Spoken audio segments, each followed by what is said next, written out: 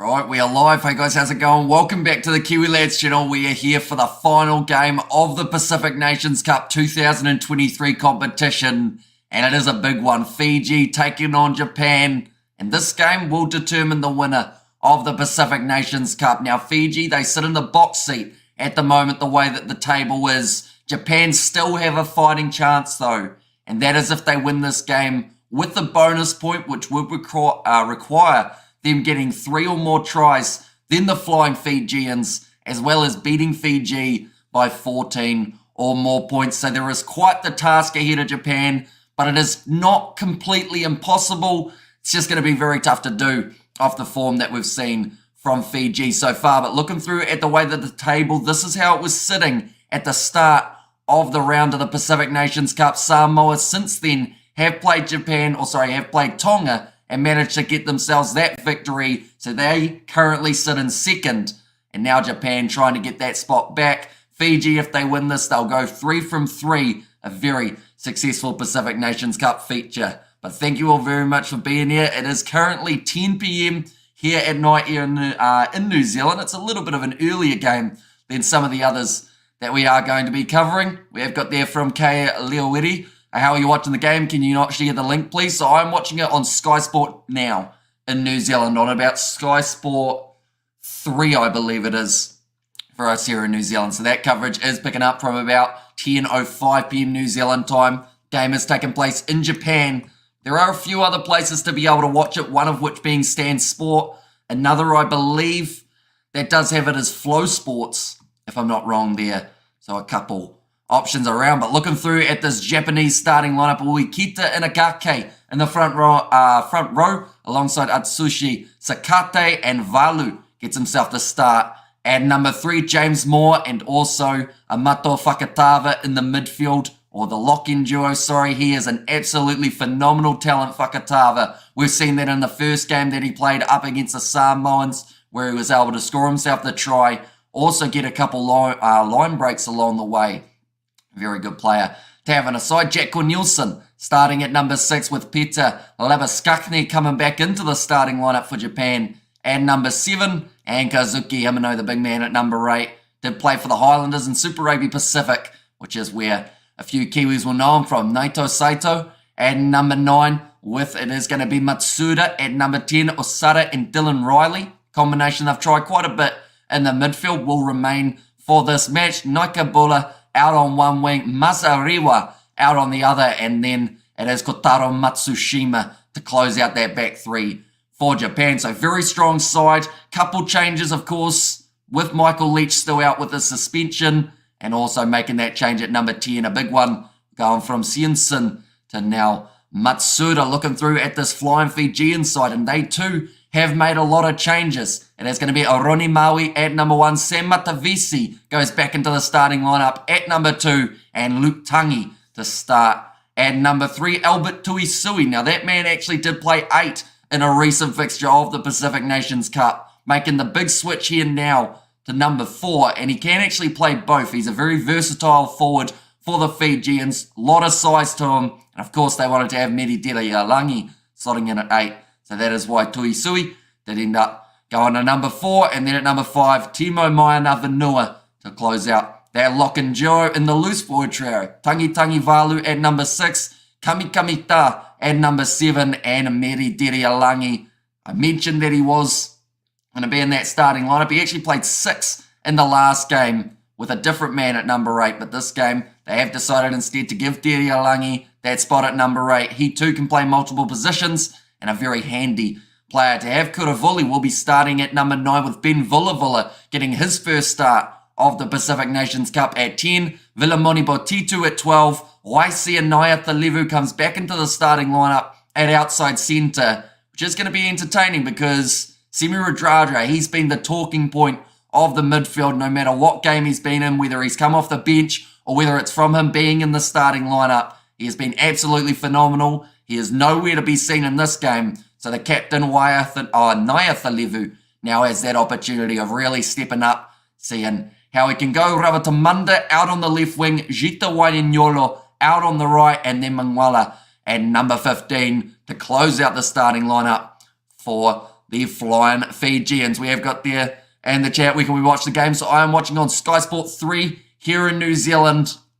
In Australia, I believe it's Stan Sport. Super Rugby, Sky Pacific might also have this game, if I'm not wrong.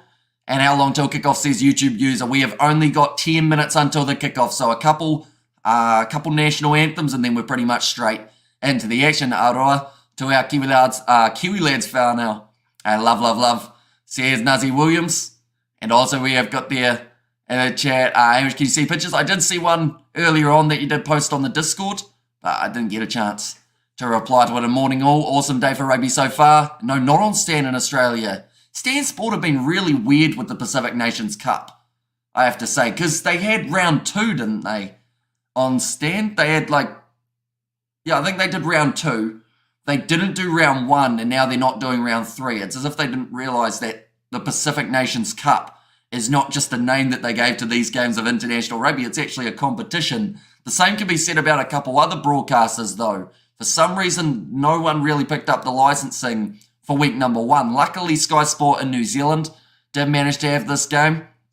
But yeah, it's a weird competition in terms of how they've promoted it and how they've made it accessible for people, because at the end of the day, the Pacific Island nations and the Pacific Nations Cup, the way you're going to be able to grow those nations is showing people their rugby. And if you can't find anywhere to watch those games of rugby, it's always going to make it very difficult for people to be able to follow along with the games. And the World Cup just around the corner, of course. Both of these sides will be looking forward to that challenge. Samoa and Japan, they are going to be a group of Pool D. When talking about the Pacific Nations Cup, Tonga, they will be in Pool B. And then also the Fijians, they are a part of Pool C, which seems like it's going to be closer than ever with Australia, Wales, Georgia, and also Portugal. Looking through at the benches very quickly before we get into the action, it is going to be Hori at number 17, Craig Miller at number 17, and then Jiwangu at 18 for this game. Shimokawa at number 19 with Ben Gunter. At number 20, Nagare, Siensen Lee, and also Nakamura, the replacement backs for Japan. For the Fijians, Ikanaviri, he was in the starting lineup for the last game. Instead, will come off the bench for this one. Penny Ravai at 17, and Masaki Donge at number 18. Te Iwaru Tharika Davita at number 19. Jotamani 20. Then Frank Lamani, Tite Teller, and Eliza Druasisi, the last man for the Flying Fijians. We have got there, this will be a good game. Says Davida, certainly will be. I think that this game is going to be probably a pretty fast-paced one, because Japan will know that they have to start quick out of the gates to try and wear down on Fiji. But Fiji is not the easiest side to wear down, because any type of space that you give them, they've got individuals who can create magical moments in games. Anyone got the link? Japan-Fiji game tonight, says Storm Chaser. It does seem to only be on Sky Sport in New Zealand and maybe on Flow Rugby. If I'm not wrong, it might be on there. Although I know that the last game that we covered on the channel that was also on Flow Rugby, they cut out their broadcast at half-time. I believe great boy Hamish respect about the Pacific Island teams needs that exposure. Says Nazi Williams, certainly does. Who was the broadcaster for this game? So for this one, it is Sky Sports here in New Zealand. I'm not sure whether or not Sky Sport Pacific have got this game available as well. And hello everyone tuning in, as it's not in Australia, we'll listen along with the commentary. Says Speaker Network. Well, we appreciate you being here. I do apologise to anyone who does want to be able to watch this game. Sadly, we aren't able to show match footage or audio, or else YouTube will take us straight down. But we are doing the play-by-play commentary throughout the 80 minutes, and then there should be highlights straight up on YouTube after the match is finished for this game. Now the two sides getting ready to lead their way out of the tunnel. Naiafalevu, at the front for the Fijians, and Kazuki Himeno actually standing tall at the front of this Japanese side. When will the game begin? Fiji time, says Akulia. So about 6 minutes time. We've just got 2 national anthems, and then the game will be underway. And it's going to be an entertaining one. Fiji coming off 2 wins, being able to beat Tonga in the first round of the Pacific Nations Cup, and then winning that game up against Samoa in the second. Japan, they've had 2 close games. One up against the Samoans in round number 1, where they were defeated, And then their next game up against Tonga was a very close game, split by only that 5 or less, which is an interesting point because Japan have had 2 games that have been split by 5 points or less, 1 lose or 1 loss and 1 win in that regard. Fiji have had 2 games where they've won by around that 15-point margin.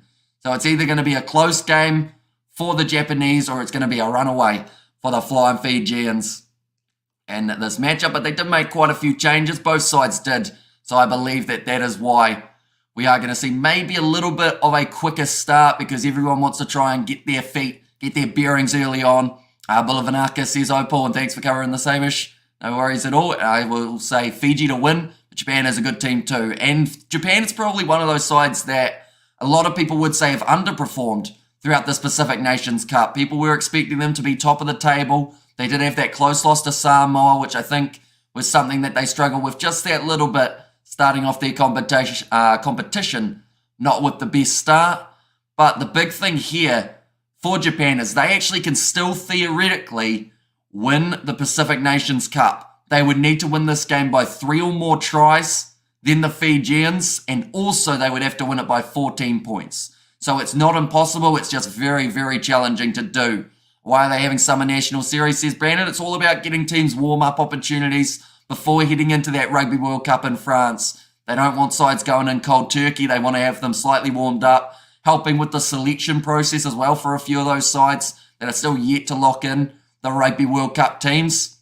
Now showing there Ben Villa on the screen. He is a player who hasn't had a huge amount of game time throughout this Pacific Nations Cup. Gets the start at number 10 here. They have swapped out Caleb Muntz, who will not be off the bench. Instead it is Tite Teller who does get that opportunity. How does Japan play all their games at home when it's the Pacific Nations Cup, says Melly? It's a very good question, and to be honest, I've been asking it as well. The fact that they've had 3 home games, whereas every other side has only had either the 2 home games and maybe 1 away. Like Samoa, they've had 2 home games. The only game they played away was up against Japan, but I'd like to think if they are going to be a full-time inclusion in the Pacific Nations Cup, they would eventually like to travel to the islands, whether or not that's Fiji, Samoa, Tonga, wherever they do end up playing the game. Just because having 3 home games in a competition where theoretically you should have maybe 2 home, 1 away, or anything like that seems a little bit rough on the sides that do have to head north. But perhaps, I don't know, would that have been something that they agreed on prior because Fiji wanted to play a few games in the Northern Hemisphere, or all these sides for the Pacific Nations Cup wanted a game in the Northern Hemisphere before heading to France? Maybe could have been an option. Alice has said, where can I watch? If you are in New Zealand, it's on Sky Sport 3.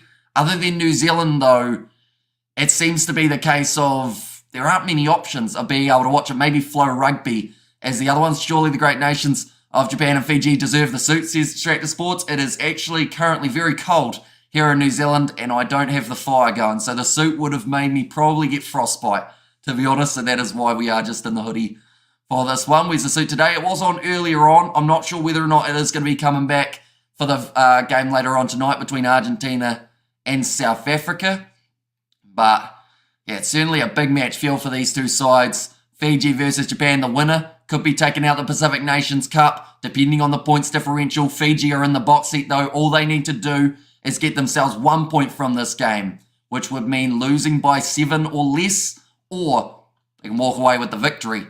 Would also be extremely handy. We see the Japanese side there travelling not too far. They're still in Japan for the 3rd game in a row, but we saw Michael Leach, who was suspended in that first game up against the Samoans, in which he did get a red card. And Distracted Sports, hey there. And Brandon, hey Brandon, from Tony and Bulavanaka, says Alfred there. Now the Fijians, we've got the pre-match rituals, and then we are ready to go in this contest. Do let me know what your score prediction is, ladies and gentlemen, for this game between Japan and the Fijians. And then also who you think will be the first try scorer of the game. If I'm being honest, I feel like Fiji, they may look to get a quick line break down the wing. Maybe Celestino Ravatamunda would be a very good option in this one.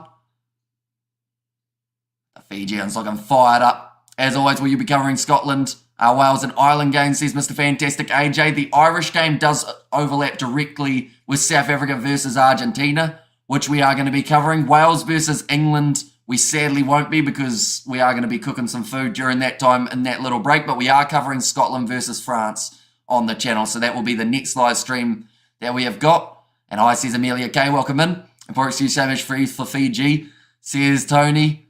And there, yeah, it's a shame about these rugby live stream timings because theoretically, like if I get the fire going, like I've only actually just recently woken up. I had a bit of a nap after New Zealand versus Australia. But if I get the fire going, then by the time the game's over, the fire's gone out, which is always a bit of a rough one. I might end up lighting it after this game, though, for throughout the night. And a birthday, girl, says Amelia there. Hopefully you have been enjoying your birthday. I know that the Bledisloe didn't quite go the way that you wanted to see it. We've got the French flags there in the chat. And Bulla says Viliami, but that is going to be now the pre-match done.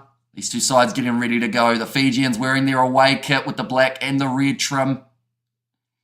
Matthew Carley in charge of this game. James Dolman as the assistant referee. Brendan Pickerel, actually, the New Zealand TMO. For this one, have you got an open fireplace? Says Hanoi. I do not know. And because Japan have players from every Pacific nation, so they are actually a neutral ground, says the MMA Soiru. And there as well, not showing in Australia, says Goldie Roger. Yeah, it seems to be since they swapped out Australia A in this competition for the Japanese. Australia broadcasters have just gone, nah, we're not going to cover it then, which seems a bit rough. Thanks for the live commentary, Tosaviti. Says Akulia, your boy looks more casual now. And the hoodie, hit that subscribe button right now and like the stream, says James Martin. Yeah, to be fair, it's still probably one of my nicer hoodies that I have, although I did end up, what did I end up getting on it earlier? I think I ended up getting a little bit of gum. Like, not actually chewing gum, but like gum from a tree on it. Tree sap, I guess some people would call it. But now, Japan, ready to go. They will be kicking off this game from right to left for the last game of the Pacific Nations Cup with a competition on the line. Anyone who hasn't already, be sure to hit that subscribe button. Looks like it is actually going to be Mazariwa to kick us off for this game, but puts it up high. Fiji looking to take this just inside of their 22, and it will be the youngster, Mwala, and number 15. And he is one player that a lot of people aren't too sure about when he's playing fullback. They want to see him somewhere just a little bit to the side, perhaps, maybe out on the wing. Big run forward from Sam Matavisi, and the Fijians looking to start this game with a good, solid tempo. Now being rolled back by Kuravuli. He does put up the box kick. Japan covering this one on the halfway line, running onto it nicely. I believe it was, I think it was Naiko Bulla who managed to clean that one up, even though it was in the middle of the park, normally out on that left wing for the contest. Counter-ruck there from Fiji. Maya Navanua gets over the ball, but the penalty will go the way of the Japanese there. Where can I watch the match? Says, Keno, whereabouts in the world are you? Keno, do let me know. And hi there, I'm from South Africa. How do I view Japan versus Fiji? They don't broadcast this match on South Africa on our DSTV platform. So maybe Flow Rugby may have this game. I believe that they're probably the only other paid subscription place that does have it other than Sky Sports here in New Zealand. But for that, you would need a VPN for Sky Sports anyway. Kicked into touch by Japan. I'll be about 20 metres out from the line. And Hamish, where to watch, or Australia, where to watch? Unfortunately, I think if Flow Rugby is available in Australia, I think that would be your only real option. It's a shame that if you've already got such as a Stan Sports subscription or anything, you do have to purchase another subscription to be able to watch this game. And, you know, to be honest, it doesn't make it that surprising that in some regards Australia Rugby Union has not been growing the way they'd like it to, because they need to realise it's not just about having people watching Australia play rugby to help grow the sport in the country. You've got to show the other games that are taking place as well. Now Saito going across to the left-hand side. Big run forward from Jack Cornelison. Now back across. Oh, they've actually gone with the switch here, going from right to left, and now nice carry forward from Osada. 5 metres out from the line now for Japan, looking to be aggressive early. Driven backwards. Just a couple more metres, almost a knock on. Saito drops it backwards twice, but it's going to be just play on for now.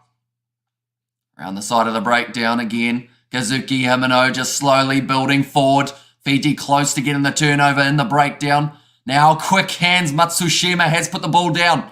And Fiji end up with possession about 20, maybe even 15 metres out from their line. USA where to watch, that will be Flow Rugby if you are in the USA for this game. A little bit of a cross kick attempted there from Vilamoni Botitu, but it's cleaned up there by Masariwa. Gets it across to now Matsuda. Big run forward from Nakabula. He is a dangerous player when he gets that acceleration going, but he's dropped that ball now. It's back on the side of Kuravili. Finds the offload to Meri Derialangi off the Naya Levu. It's going to be a foot race, and he's made it. The Japanese player goes for the ankle tap. He doesn't manage to connect, and Naya Levu, the captain for Fiji, scores the first try of the game in this Pacific Nations Cup final round. And Drew says, Kano, and all good. Just listen to you, pretty good, says Champies Tribe. Thank you very much. And where can you watch it? Flow Rugby, I believe, is the best bet. Australia's just too focused on league. That's why Union is dying here. Says it was Yasua. And also the try, says Melly, let's go, says Champies. But brilliant line break there for Fiji. It all came from the drop ball of Naikabura. Then from there, the Fijians, they were very quick to see that gap round the side of the breakdown with Kuravuli, who found the offload to Meri Derialangi. There was a player we will see in a Fijian kit for a long time to come. And the captain at number 13, Naya Levu, was able to finish it. They are just checking everything to make sure it's going to be all right. By the sounds of it, it is. So they'll try tonight, or they'll try today, with it being an afternoon game in Japan, or a little bit more close to the evening, I should say. It is going to be making the score 7-0. What channel are you watching on? I am watching on Sky Sport 3 here in New Zealand. So I believe Sky Sport 1 has the Netball World Cup semi-final between New Zealand and England, I think they're playing. But yeah, this game on Sky Sport 3, the Pacific Nations, the Summer Nations series will be on Sky Sport 1. And then, yeah, it's kind of a bit of a muddle with where the games are taking place. In New Zealand, is this live? It is indeed. So the Fijians, after 4.5 minutes, find themselves now 7-0 up over the Japanese. The early stages. Mazariwa puts plenty of height on that one. Nicely taken by Meri Derialangi. Breaks through 2 tackles. He is looking like he's in good form for this contest. Kuravuli going off to the right-hand side. Fiji looking to shift this one quickly through the hands. Create some opportunity. Saito sending a couple players back. He's saying he's going to box kick. He is correct. Kuravuli puts it high. It's only gone maybe around that 15 metres. Actually almost gone sideways as well. And it's beautifully taken by Vilamoni Botitu. So Fiji now staying in possession. Back into the pocket to Ben Vulavula. Puts the kick in behind. Finds some open space. And behind this Japanese defence. Nicely taken by Matsushima, who does have no option really other than to boot it downfield. It's a massive kick from him. Brilliant kick, in fact. And that will go just outside of the Fijian 22. And also we have got there where you're watching Sky Sport 3 here in New Zealand. New Zealand looks like to be knocked out by England, 37 points to 34. And what is this being streamed on? I believe only Sky Sport and Flow Rugby are the only 2 options to be able to watch this game, which is a real shame. Good looking crowd. Says Tony, yeah, it looks like a much bigger crowd than they had for their last game. Although saying that, it was a large stadium. That looked like a really ugly head knock there. The player for Fiji, believe he will be going off the field for an HIA. It's not Kuravuli. Which player was it here who ends up smacking the back of the head? Oh, it's a head contact for Vilamoni Botitu. Maybe head-on-head contact between him and Pieter Lavaskachny. They may have a look at this one just to check. I can't get it in the UK then. Only if Flow Rugby is available in the UK. I'm not too sure whereabouts they actually broadcast to though. Sky Sports in the UK, says Mr. Fantastic AJ, does have the game. What happens if Fiji loses here in relation to the Pacific Nations Cup? So the only way for Fiji... Oh, that's a good knockout blow from Lavaskachny's head. And unfortunately, I mean, they might say that he hasn't ducked enough here. I think this is going to be at least a yellow card for Pieter Lavaskachny. I'm not sure if anyone has asked this yet. You watch this. Says Tony. Botitu hits his head. Luckily, he didn't hit his head too badly on the ground. There is a free stream, but it's not hard to find. Says the MMA Soiru and found a link, says Storm Chaser. And then what date is the next All Blacks game versus South Africa, says Shane. I believe it's on about the 25th of August, so about 3 weeks' time we do get to see the two sides go head to head. Right. They are just talking about the mitigation. I believe that this may end up being a yellow card. That's full steam ahead for Labuschagne as well here. This could be at least 10 minutes. I just seen it was on Sky Sports, not watching it, sorry.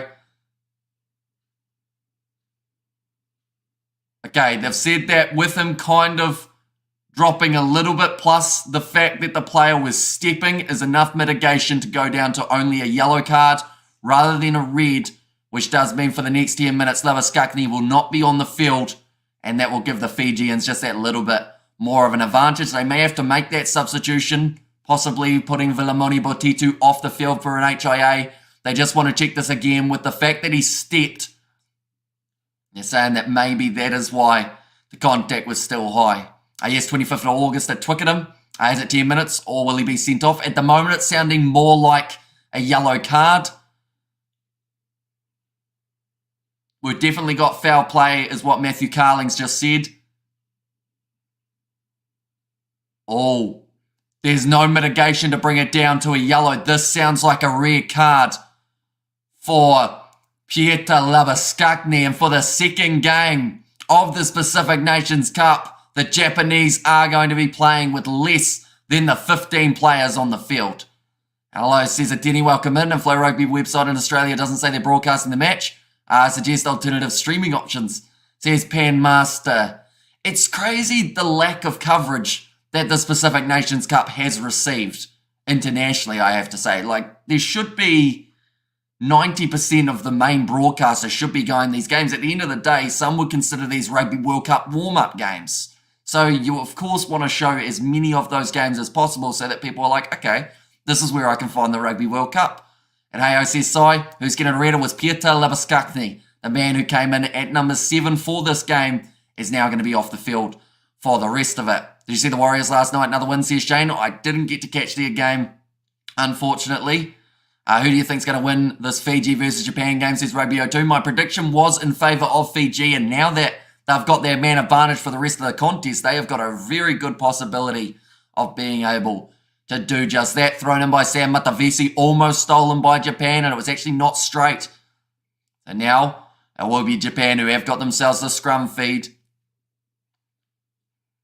I'm wondering whether or not they will actually have to make a bit of a change here in this fallback due to Pieter Labuschagne getting himself. Their Red What channel is this on, bro. Sky Sport 3 for us here in New Zealand.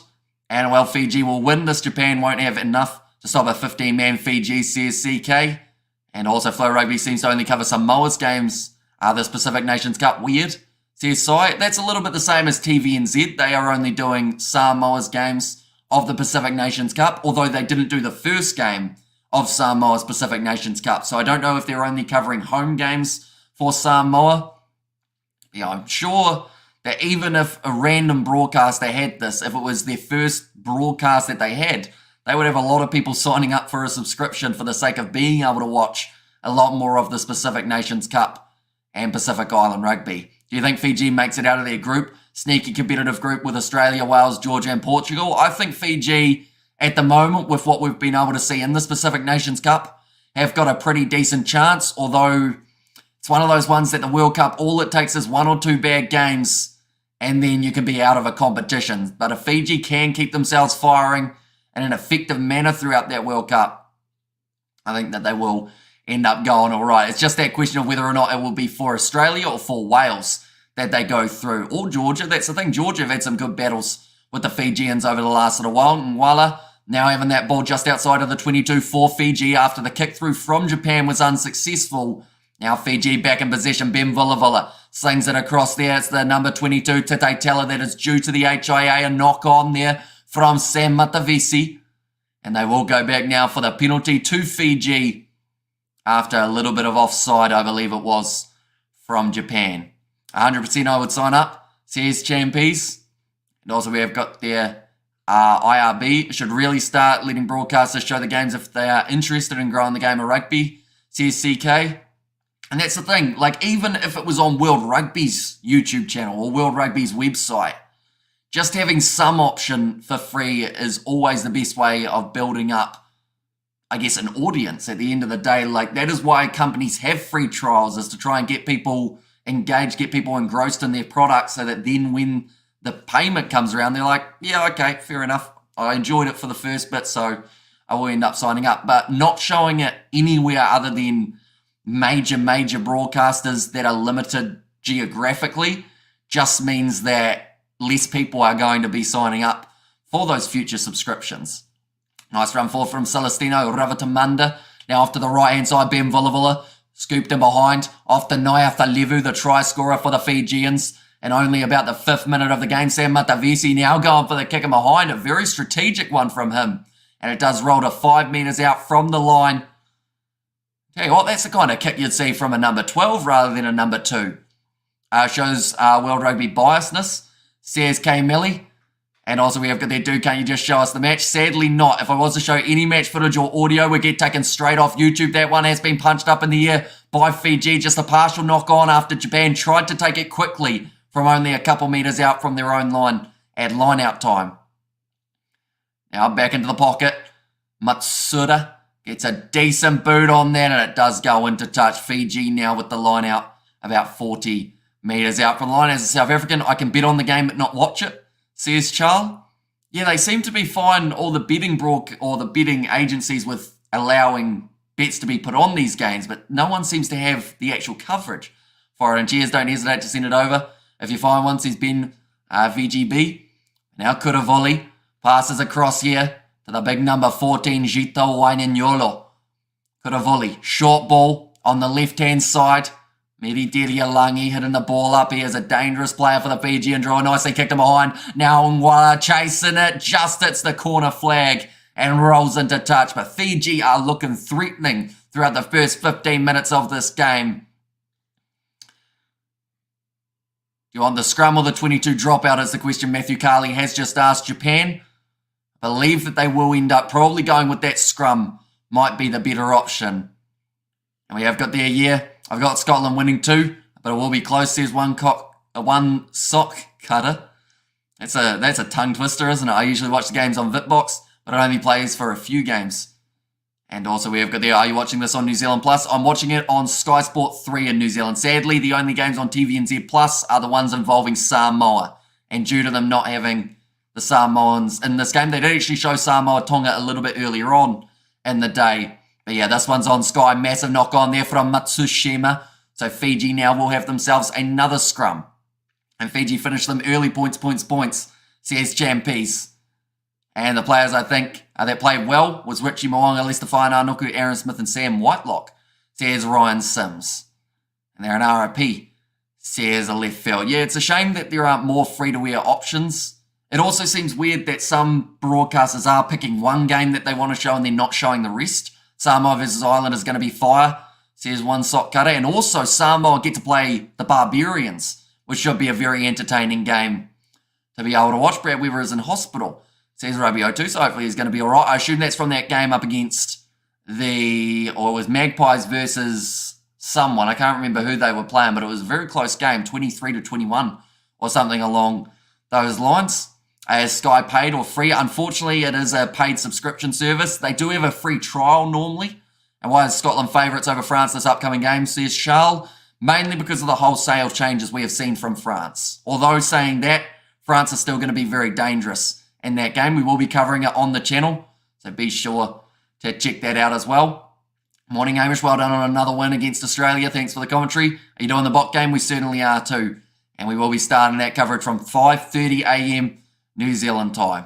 Now Kuravoli goes across to Ben Vulavula, puts the chip in behind. It's an awkward banana kick and it's almost set up. Yes, it has for Jito Wainanyolo. Now 10 metres out from the line, Fiji. The big man Maya Navanua going around the side of the breakdown.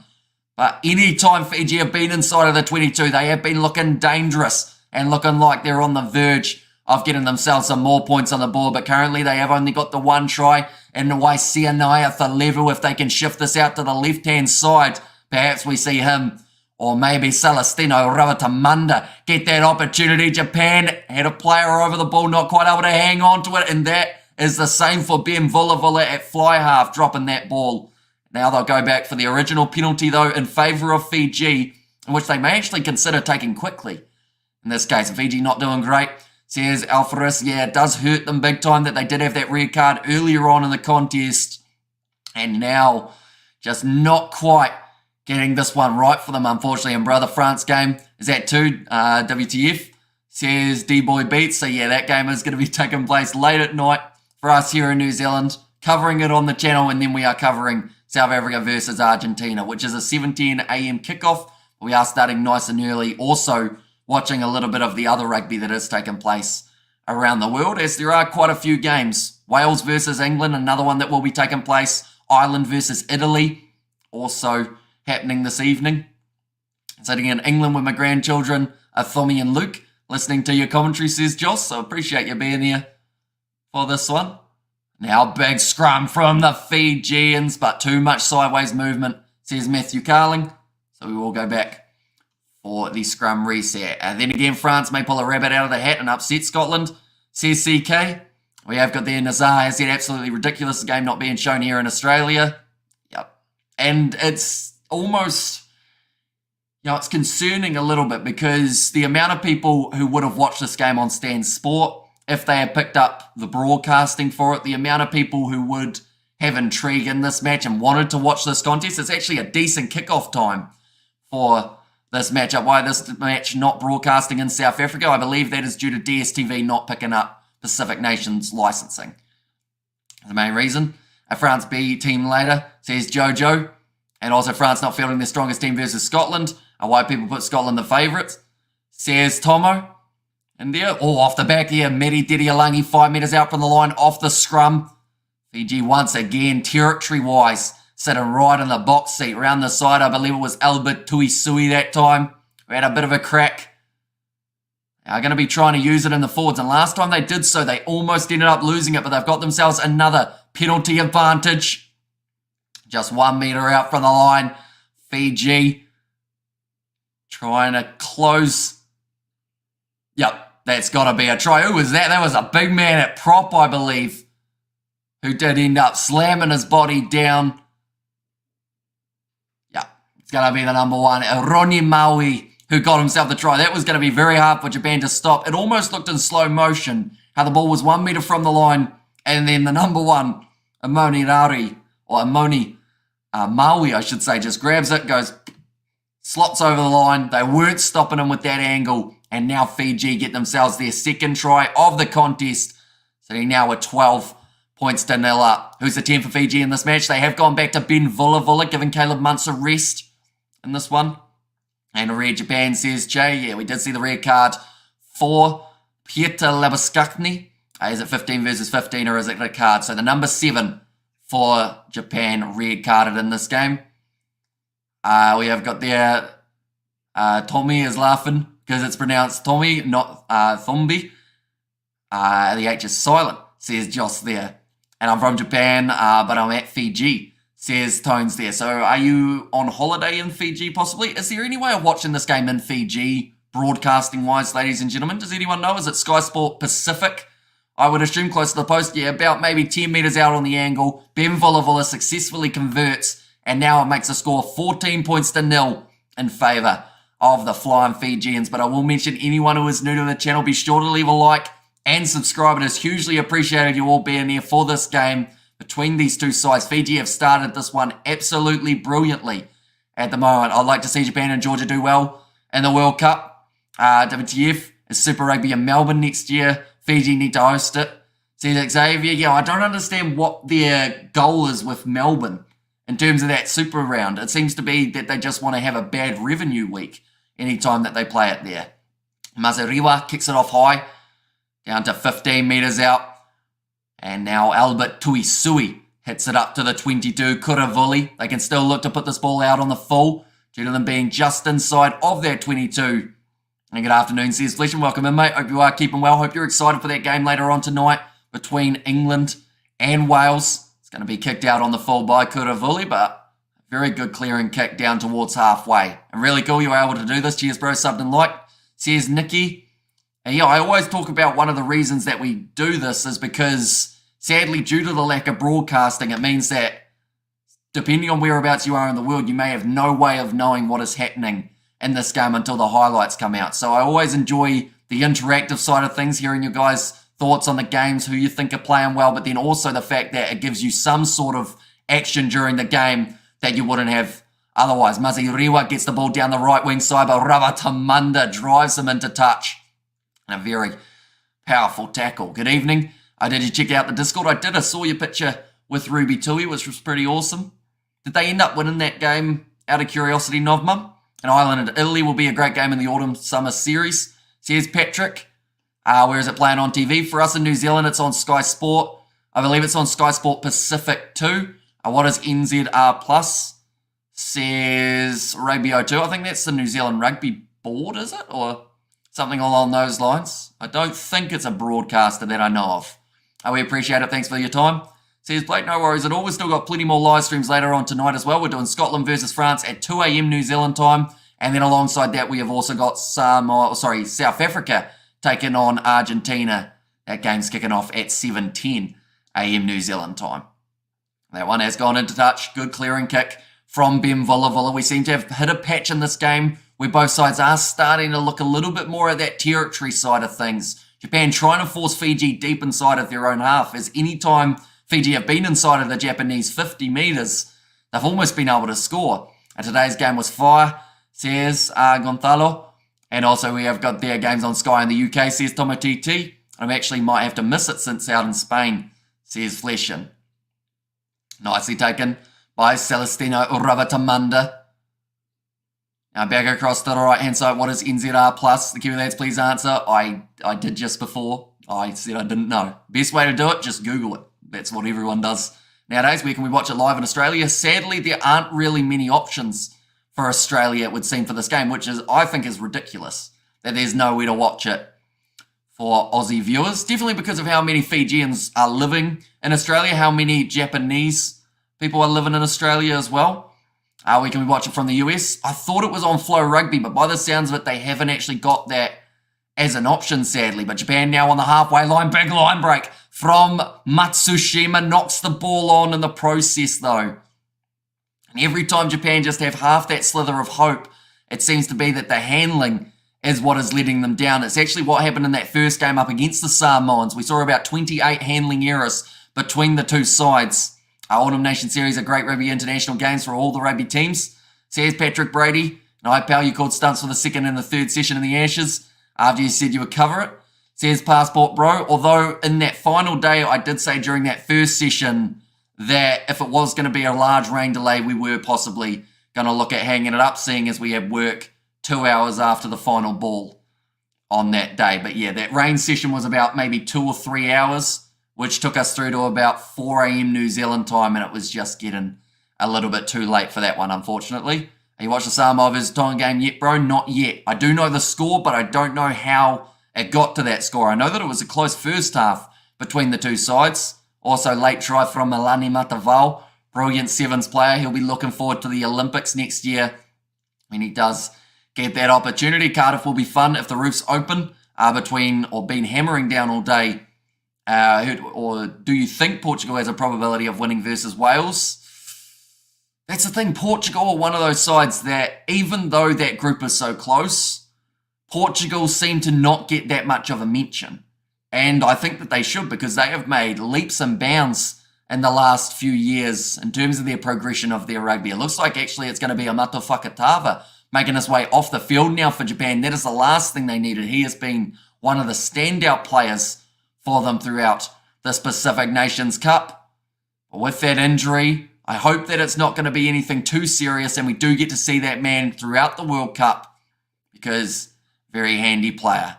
Some of his Tonga first half looked like schoolboy rugby, says Charles.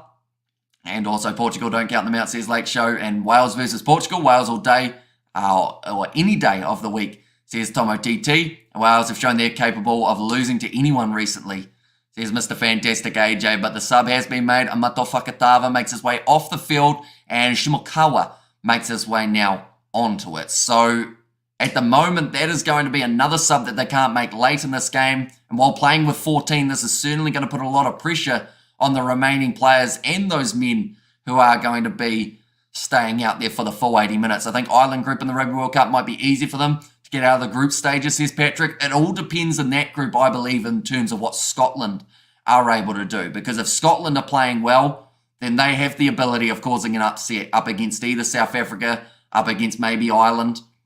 And then that changes that whole group overall. And either being bad weather, Portugal could easily cause an upset with their back three, but just feel Wales do have enough despite how bad they've been recently, says Shay. Now ball fed in to the scrum. Oh, Kuravuli thought that he saw something for the penalty. Now big push forward. They have now got the penalty advantage. Meri Derialangi going off back. Kuravuli gets the pop pass up. Breaks through one tackle but is unable to find his offload away. 40 metres from the line now for the Flying Fijians. Great flat ball from Ben Vulavula to Nayatha who got the inside ball away to Kuravuli, who once again tries to drive through the tackle. Short ball from Maina Vanua. The moment the Fijians, like I mentioned, anytime they're in the 22, they look absolutely clinical. Kicked them behind by Vulavula. That is probably the least clinical that we have seen them look. It is forced down by the Japanese and it will now be a goal line dropout. South Africa will crush that group, says Charles. And also easy for Ireland, says Tomo TT. See, that's the thing. I feel like as international rugby sides get closer and closer, no game is now a given for a lot of those teams. Like, you look at where rugby was maybe 4 or 5 years ago when the World Cups were only about a 2 or 3 horse race. This World Cup coming up now, people are saying there's about 6 or 7 sides that have the potential of winning it. And that has to be brilliant for the overall growth of rugby. These two sides, it would be great if they'd show more of their rugby overseas rather than just 1 or 2 broadcasters. That would definitely help in their progression. But Fiji 14-0 up after 24 minutes. I'll be looking forward to that World Cup. Big shot there. Albert Tuisui charging straight at the replacement number 19, Kuravuli, off to the right-hand side. Going to be Kamikamitar. A short side again. Seems like the Fijians at the moment, they're using those big forwards to make a few extra metres, although that is going to be the knock-on this time. Ireland to beat South Africa. South Africa struggle to overcome Scotland. Says Tomo, and go Fiji, come on, work together, yes. And Joe's, but really appreciate these streams, bro. Legends. I like you are making rugby more accessible for us poor folk that can't afford Sky, says Joe. And that is one of the big reasons why we started doing these live streams, was because, you know, not everyone's going to be able to get a Sky Sports subscription. Not everyone's going to be able to watch it depending on whereabouts they are in the world. Like the amount of rugby fans that we've come across who have lived in, I mean, we've had Norway, Sweden, all those kind of northern hemisphere areas. You've got people from Fiji, Samoa, Tonga, Cook Islands. We've had pretty much anyone from almost, I'd like to say we've ticked off about 70% of the countries around the world now with viewers. So it's one of those ones that as long as there's some sort of coverage, I feel like that's the best way of doing it. Strikeout Sports Live is streaming, just found it. Says Glendur. That's a hard name to say. Hopefully I've said that somewhere close, but I think I have butchered it, so I do apologise for that. People underestimate Portugal, winning to Romania, drawing USA, fighting Argentina and Italy. I mean, if Wales slip, as they sometimes do, says Gonzalo. Now Japan in possession. It's going to be Matsushima rush defence there from Fiji, although it rushed up a little bit too much and left a gap for him to be able to run straight. Now Saito going off to Matsuda, just looking for a little bit of space here in the back line. Nice offload there from Dylan Riley. Kazuki Himino now starting to pump his legs. Quick hands from this Japan side. Very crisp handling, but then it's the knock on at the end. 5 through the legs. And it is going to be now going back. It is extremely deal that TV broadcasters are too busy fighting over rights disputes rather than simply serving the fans, says Neil. I agree. I think that the fact that Sky Sports in New Zealand, I believe, is the only broadcaster who's shown the whole competition. And I don't think they knew that they were going to be showing the competition until just a little bit before the game. I think it was like 2 or 3 hours beforehand they picked up the licensing. Other than that, no other broadcaster that I know of has covered all of the games, which is really annoying because, you know, New Zealand, for Sky Sports, it's limited to just people watching in New Zealand. So we're getting spoiled, but everyone else around the world who wants to watch the game doesn't get that same opportunity, which I think is very rough coming into a World Cup. If anything, this is the year that you show as much rugby as physically possible, because, I mean, Chile, they're going to be playing up against the Argentina XV. If that's on New Zealand TV, I'm watching that game. But, you know, this is a different level in terms of Fiji versus Japan, yet they're not showing it anywhere. Imagine being a Pacific Islander in North America. Imagine being a Pacific Islander, Neil, in Australia. They aren't even showing it there. They were a part of the Pacific Nations Cup last year, and now they've got no coverage for a majority of this competition. I think Ireland should beat Scotland and Romania and Tonga.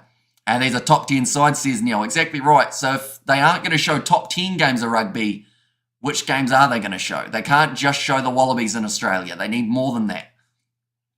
And Chile are going to get crushed, says Chronic Underachiever. How do I watch this game live? Depending on whereabouts you are in the world will depend on your options. Sky Sport UK and Sky Sport New Zealand seem to be the main two. G'day, mate. Watching this live in Japan TV. What's the time on the clock your end? Keen to use your commentary. I can't understand the Japanese, says FM. So currently for me, it is 27 minutes, 55 seconds.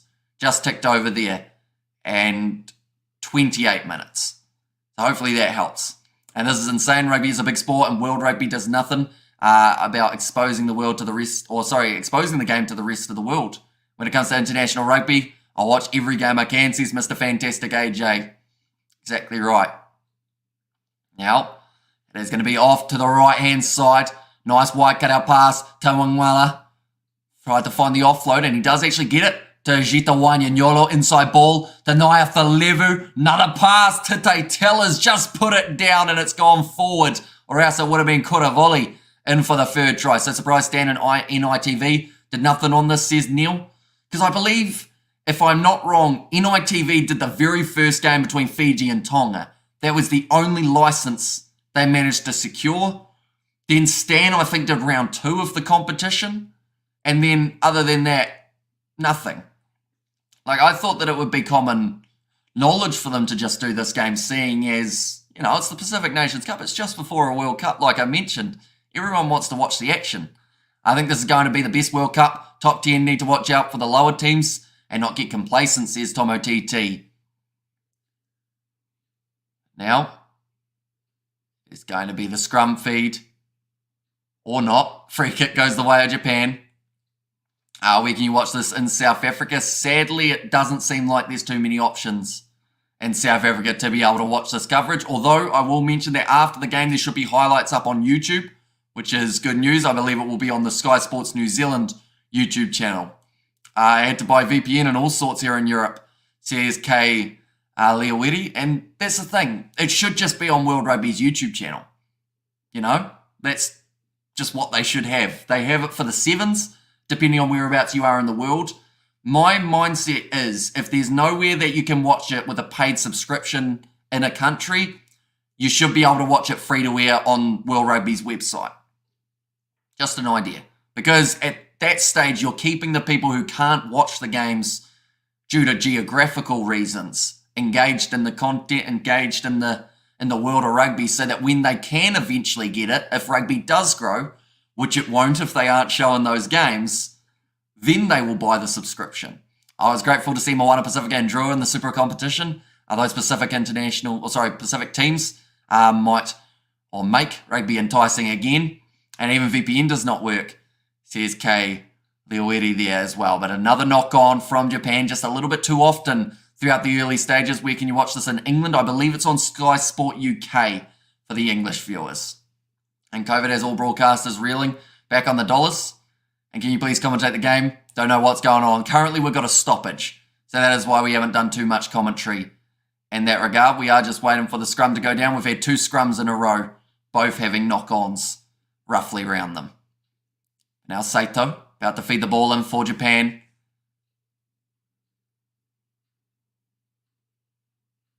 Does put the ball in. The Japanese keeps knocking it on. Yeah, unfortunately, so many knock-ons coming in the early stages. Nice attack and run here from Osada. Almost breaking up to the halfway line, taken down by Naya Falevu. Japan look to use it to the left.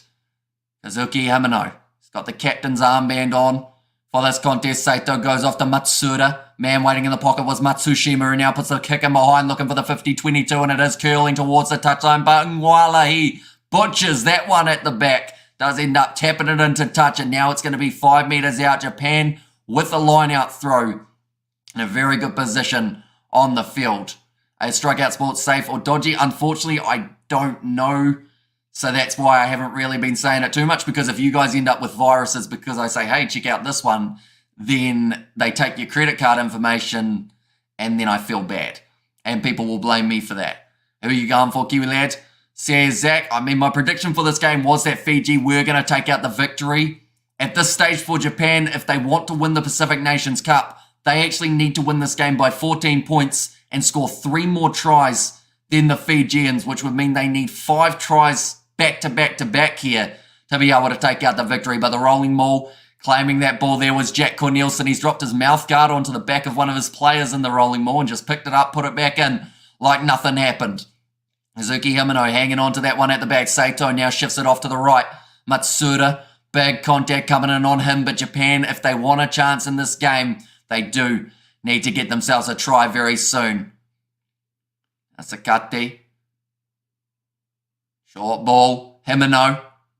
Just taking a little bit of time here for Japan to decide what way they want to go. And they will go off to the left. That was rushed from Matsuda, and now it's created the opportunity for Jito Wainignolo to find the offload away to Mayanava. Nua Kuravuli goes down like a sack of potatoes there. I think he was asking for the penalty for being tackled off the ball, but Japan end up with it once again with the advantage. The cross kick, it sits up Mazariwa. It's gone through his hand. Japan, unfortunately, they've rubbed butter on the fingers before this game or something, because I don't think many players for them have been able to hang on to this ball without knock-ons.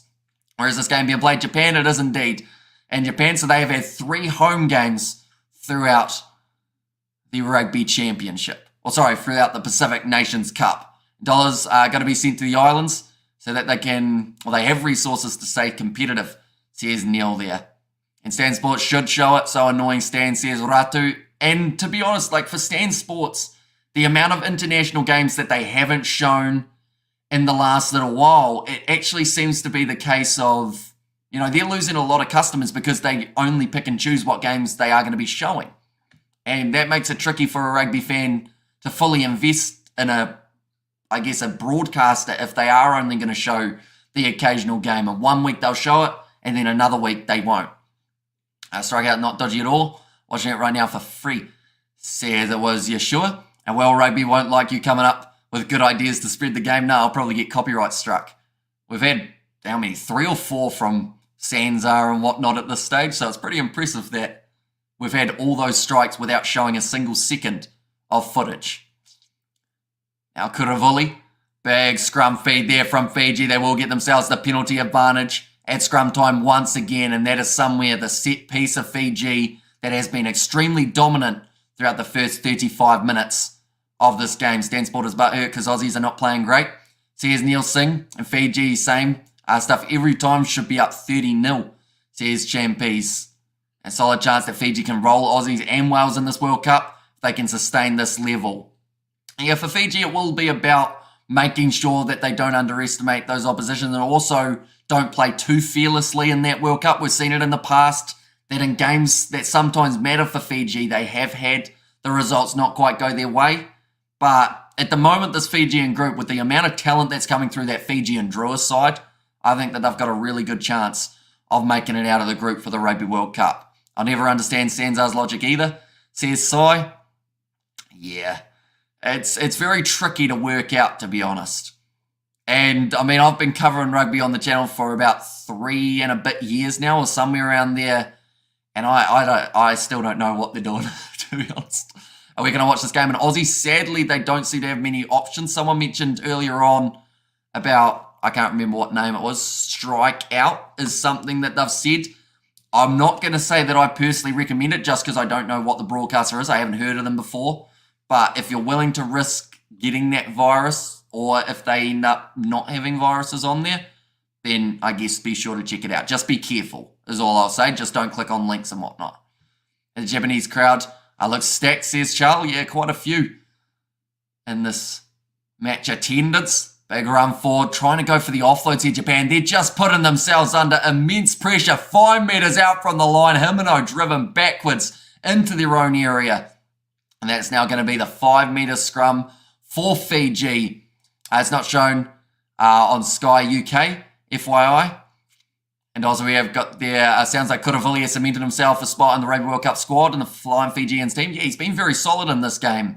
I believe that they'll go with him and Frank Lamani. And then I guess their only other option, who I should be able to think of, but my brain's gone blank. Who played in the last game rather than Lamani? I think he is a Fijian draw boy. Lamani, Kuravuli, and there's one other Fijian halfback, and it's going to really annoy me that I can't think of him, but someone I'm sure will be able to help me out. Can you say deck head, please, says Kimmel's fan. There you go.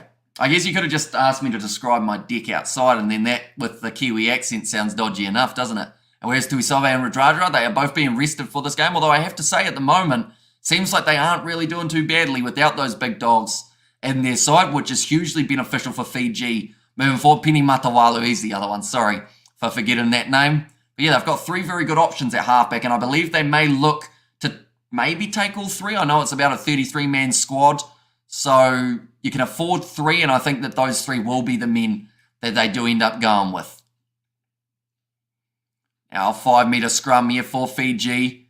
5 scrums won off their own feed, and yet to lose one for the Flying Fijians. Now, nice push here.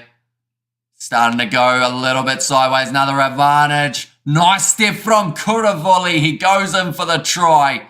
He was close to scoring one earlier on, but this time he gets over and now making the score 19 points to 0. Let's not turn it into 2 cents gets distracted, says Joseph. Oh, there's a bit more swearing on that, I'd say, with Tony than any of these live streams. And yay, says Vinny. And there as well. But Fiji, 3 tries. They are currently sitting with a bonus point if this is the way that it continues. So, I mean, this is a pretty solid performance from the Fijians. And the fact that we consider the fact that they have had that ball put down a few times with a few knock-ons along the way, they're looking very, very strong. The Flying Fijians here. Howdy, Kiwi lad, says Blues Nate. And also we've got that hoping we can sustain it in the second half, says K Millie. Well, the good news is, even if they aren't quite able to sustain it, I believe that they're starting to build up enough of a lead that it then helps them to be able to, even if they don't quite fire on the front foot for that second half, they should have enough of a lead to help them out. Yeah, Rugby is an 80-minute game, says Neil. And howdy, Kiwi lad, says Blues Nate. Welcome in, mate. Under the post, not quite. Or near the post, it was. Roughly that same spot as that last kick, about 10 metres out to the side. Ben Vulavilla able to successfully convert, and the score now 21 points to 0. As a betting man, I love the score at halftime for the ABs. Move the odds enough to actually profit, says Charles. Nice charge from Kuravuli. And the good news with these Fijian halfbacks that they've got, Lamani, Kuravuli and Matawalu, they're all willing to throw the body on the line around the side of the breakdown if they need to. I'm excited to see how they go against Wales this World Cup, says Yeshua, and Fiji are looking great leading up to the World Cup. Here's Eru. And there as well. I want to Yamahahu, says Blues name. Penny Matawalu, the halfback, says Ratu. And this one is on Stan, I heard. Or that one is on Stan, I heard, says Neil. Now, Japan with the line-out throw, roughly around 35 metres out from the Fijian line. Only 30 seconds remaining in this first half. And Fiji steal the line out. Nicely taken by Kuravuli, who was pushed towards the touchline. He was still held in that tackle.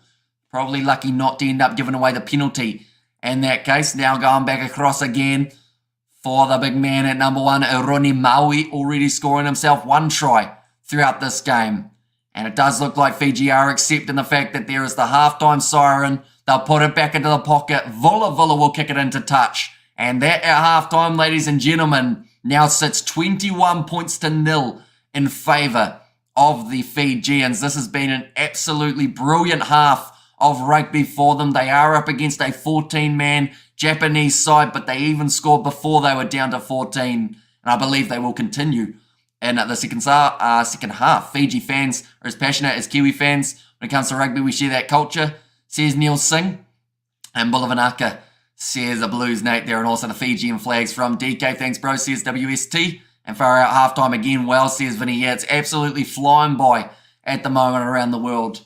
With the amount of rugby games that we've got, they're all back to back to back. The next game that we are going to be covering on the channel, I believe I've actually got a schedule here in terms of the timing for in the morning. Scotland versus France. We are going to be doing that game on the channel, ladies and gentlemen. Quite an early morning start for us here in New Zealand of 2:15 a.m. We will be live for that matchup. The next game after that we are doing is Argentina versus South Africa. That is taking place at 7:10 a.m. New Zealand time. But we will be starting nice and early, giving a bit of a summary of some of the other games that are happening around the world, and also doing that big build-up heading into that contest. But currently for Japan, they needed to win this game by 14 points and also have a bonus point for 3 or more tries than their opposition. So theoretically, the only way that Japan can win this game is if they manage to score 6 unanswered tries in the second half, or should I say win the Pacific Nations Cup rather than winning that one. What was the red card for? So it was, unfortunately, Pieter Labaskachny ended up staying upright, made the tackle with his forehead into the head of Vilimoni Botitu. So yeah, because of that, that ended up with a red card. A little bit similar to what we saw for Michael Leach in the first game of the Pacific Nations Cup. And the cup heading home, says DK. Fiji with the blowout second half. I'm calling it now, says D-Boy. I want to see a cricket score by Fiji in this one, says Neil. And Vamos Italiano, says Blues, Nate.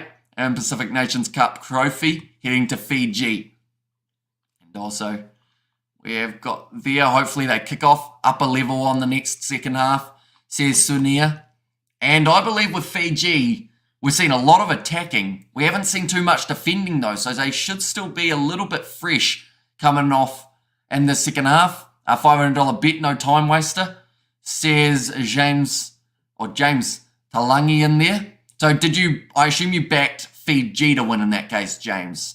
As I can't see the game, but in this standard, do you think Fiji could beat Wales? I think from the performance we've seen from Fiji in this game, I think if they play like this, they could beat most of those sides in Group C of the Rugby World Cup, because they are just, yes, there's been a few handling errors, and that may be where some of those other sides who are ranked a little bit higher might cause them some problems, but other than the handling errors, we've seen 3 forwards scored. There is going to be possibly 3 or so more tries scored in the second half, and we've seen a forward score. We saw the prop, Aroni Maui. We saw a centre score in Waisia Levu, and we saw also Simeone Kuravuli score the try. So 3 very different positions for the Fijians, which shows that they are not just going for the same attack over and over again, hoping that it will work. They are finding those gaps and making the absolute most of it. Someone give this guy commentating for real. Also, pronunciations are on point, says Zach Khan. Thank you very much, mate. Usually appreciate it. And also, Wales and Fiji to top their World Cup ball. Wallabies still trying to test their combinations. Once they get the combination right, World Cup is finished, says Ratu. And also, if Fiji compete with set piece against Wales, says Neil. Well, that's the thing. Their scrum has been very strong in this game, I do have to say. And I'm not sure whether or not it is because it's just been that powerful, or if it's because Japan haven't quite been able to get it working at scrum time. But I believe it is actually that first one. The fact that Fiji are just putting that much pressure on them that they have no option but to step backwards and end up giving away the advantage. The international level of rugby in each country are growing. It's hard to pick who is going to win the Rugby World Cup 2023. Who do you pick to win the World Cup, says Uru? I think it's extremely hard to pick who is going to take out this Rugby World Cup, because I mentioned earlier on, normally for a World Cup, we've got about 2 or 3 front runners. Maybe 4 if you're lucky. This World Cup, there's probably about 7 or 8 teams that people can see having a very good opportunity of winning this Rugby World Cup. Whether it is South Africa, Ireland, France, New Zealand, England. They're a little bit of a dark horse at the moment. No one quite knows what they're going to be able to do, but they've got their game up against Wales a little bit later on today, so we will see a little bit of them. Scotland, if they can somehow cause some upsets in their Ireland and South Africa group, maybe they have a chance of going relatively far. Australia on the other side of the draw. Fiji, their phenomenal side. Argentina, a little bit of a dark horse in the competition as well. And Portugal for the win, says D-Boy. And France says Melly. And hi, also from Sai Namiri. Welcome in. Hope you are doing extremely well. Are you going to the World Cup? I'm not going, but we will be covering every game of the Rugby World Cup on the channel. Even though they all take place in the middle of the night here in New Zealand, we're going to have a lot of sleepless weekends all building into their Rugby World Cup final. So if you are new to the channel, anyone who is tuning in, be sure to leave a like. Be sure to hit that subscribe button as well, though, because we've got plenty more international rugby coming. Like I mentioned, 2 more games tonight with Scotland taking on the French, and then also alongside that, we've got another game taking place later on between Argentina and South Africa. And I should also mention, next week, we've got international rugby still taking place as well. And I wish I could, but I got to work, says Tomo TT. And it's what John Kerwin said, Fiji and Japan need to be part of the Southern Hemisphere Championship with Argentina, ABs, Aussies and South Africa, says Neil. The question is, if they were a part of the Rugby Championship, would Stan Sport cover the competition? I'd hope so. They do currently, but yeah, it's just weird that they covered some of it and not all of it. Scotland going full bore in this France game. It's dodgy. They get pumped, and that's them finished, says Flesh. And yeah, it's a risk and reward scenario, isn't it? Because if it doesn't quite gel for Scotland, the benefit that they've got is they played last week. So maybe they're looking at that as, right, we should have enough momentum with this French side not having a game yet. We should be able to get the job done. But should is a strong word, and France are a strong team. So it's going to be a tricky one. How did Japan get a red card? It was Labaskakni. Ended up headbutting Vilimoni Botitu in the tackle. Botitu was stepping back inwards, but unfortunately because of how upright Labaskakni was, they did say it was a high degree of danger, coming in with force, and ended up with that red card. A little bit similar to the Michael Leach one that we saw in the first game of the Pacific Nations Cup. Fiji is so good at the premium run, tend to fade it out in the final run. Says James, and any team could look world beaters when they are facing 14 players. Fiji don't seem to stand up to 15 players, says Mysterion. I mean, in the early stages of this game, though, before they were down to the 14, Fiji scored a very good try from Nyatha Levu coming off the line break. The scrum at that point was still managing to get themselves a few advantages. So, yes, at this stage they're playing 14. But when this match started, they were up against 15 and they were showing once again how strong they were. You could put the worst team France has on the field, and it won't be any worse than their top player team, says Tomo, and red card are ruining games, says Salah. Although in that case, I mean, I thought it might have been a yellow card for him, but head-on-head contact, Vilimoni Botitu knocked out, or almost knocked out. I don't think he's returned out onto the field due to that head knock. So, yeah, it's a very tricky one to balance between player safety and, I guess, the discipline of the sides type thing, because I don't think they'll say in the future that you can just go around headbutting players.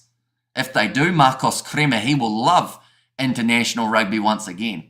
As for Stan Sport, you would think they would cover all the games in the future for these two teams if they were part of the Southern Hemisphere comp, because frankly, more Japan and Fiji fans show up than Aussie fans in the game, says Neil.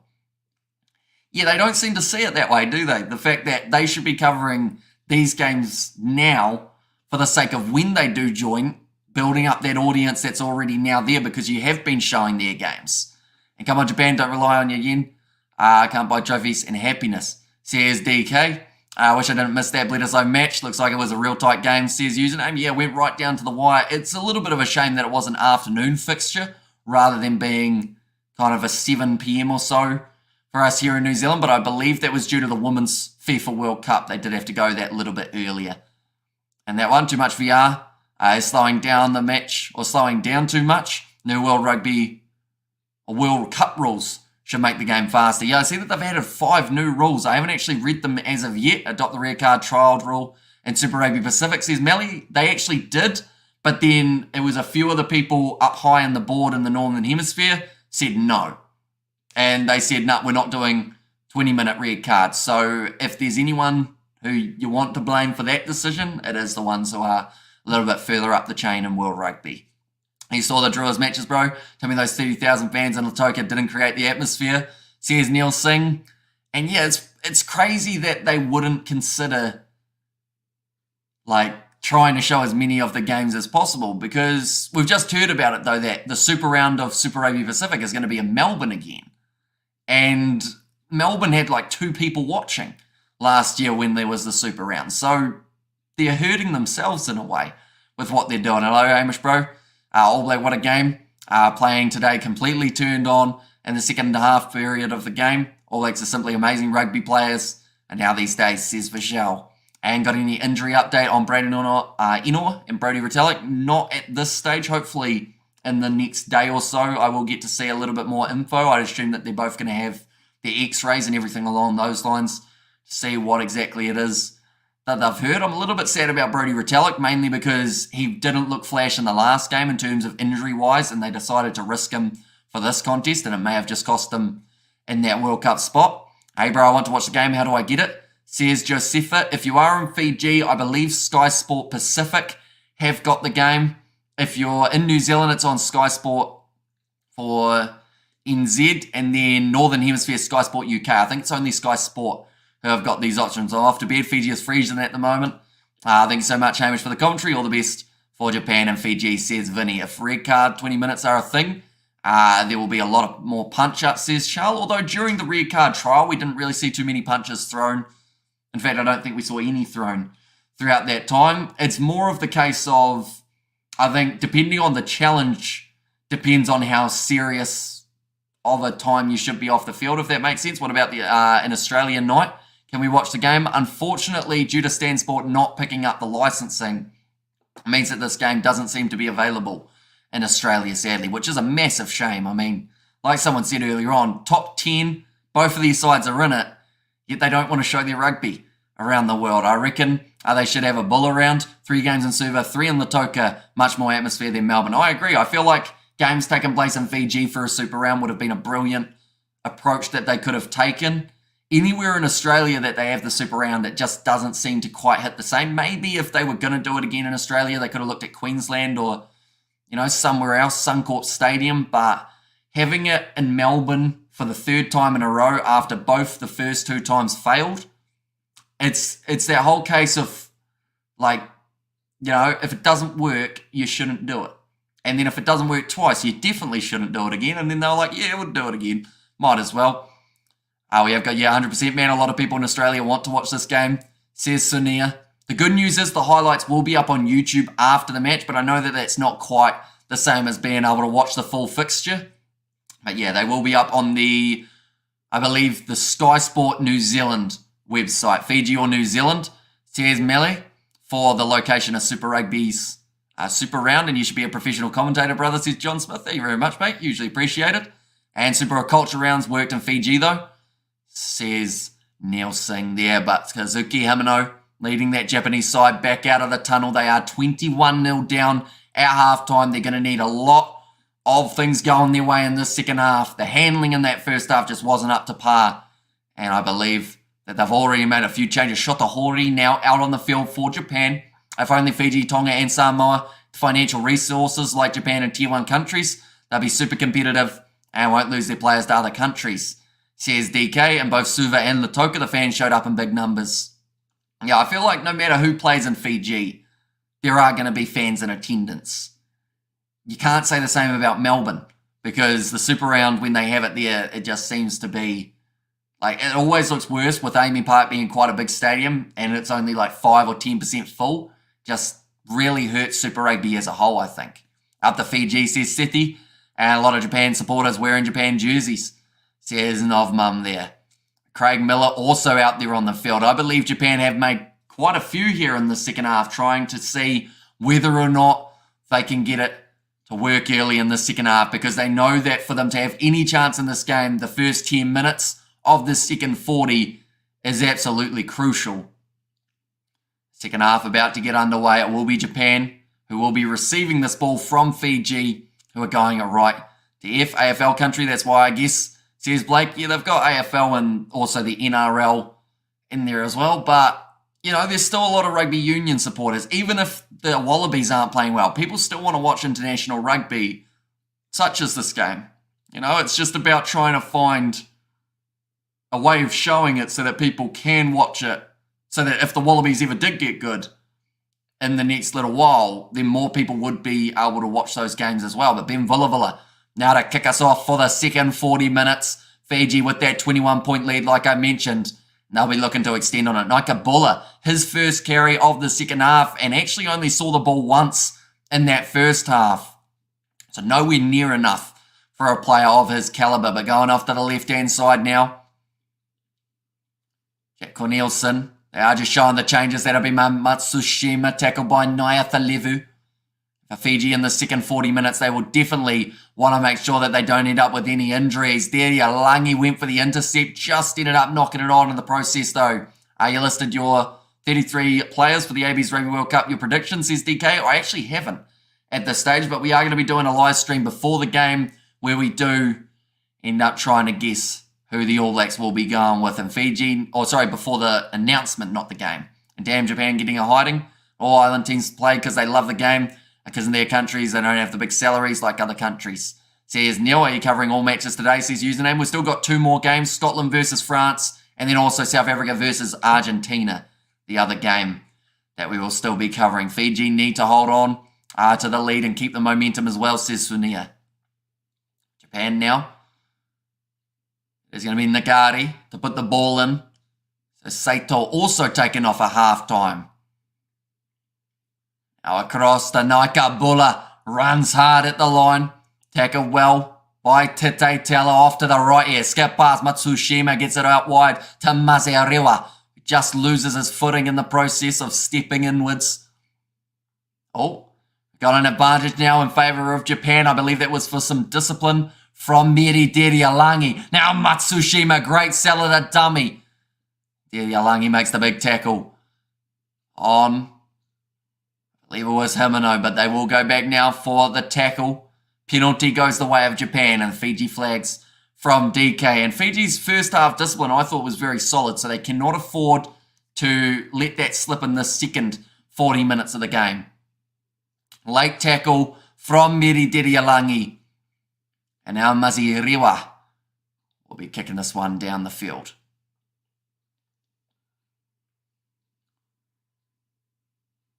This time here, making sure that one does find touch, and it does. So now Shotahori is going to have another chance. Had line out down, doing a good job with those names, says Neil. Thank you very much.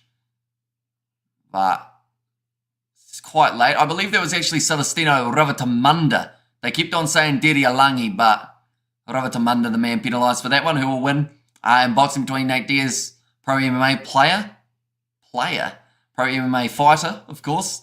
There's Jake Paul, a YouTuber boxer. Well, it's going to be a good fight, I believe. Between those two, that's a knock-on, unfortunately. Well, not a knock-on, sorry, a forward pass out wide to Naikabulla, who has already touched the ball more in this 3 minutes than he did throughout the first 40 minutes. Unfortunately, this new away jersey for Fiji isn't the best design compared to other teams. Says DK, I've heard a lot of people actually praise the away kit of Fiji, so I guess it just depends a little bit in terms of your taste. But yeah, overall, a lot of people have quite enjoyed that red design on the front of the Fiji kit. Some people are saying it's the best away kit that we've seen. It looks like a Crusaders jersey with the red. See, there's Neil there. Yeah, the bright red shorts are a nice touch for the Fijians. Where's the live link? Says Wallace. Depending on whereabouts you are in the world, I believe Sky Sports is your main broadcasting option for this contest. Now, Kuravuli feeding the ball in now at scrum time.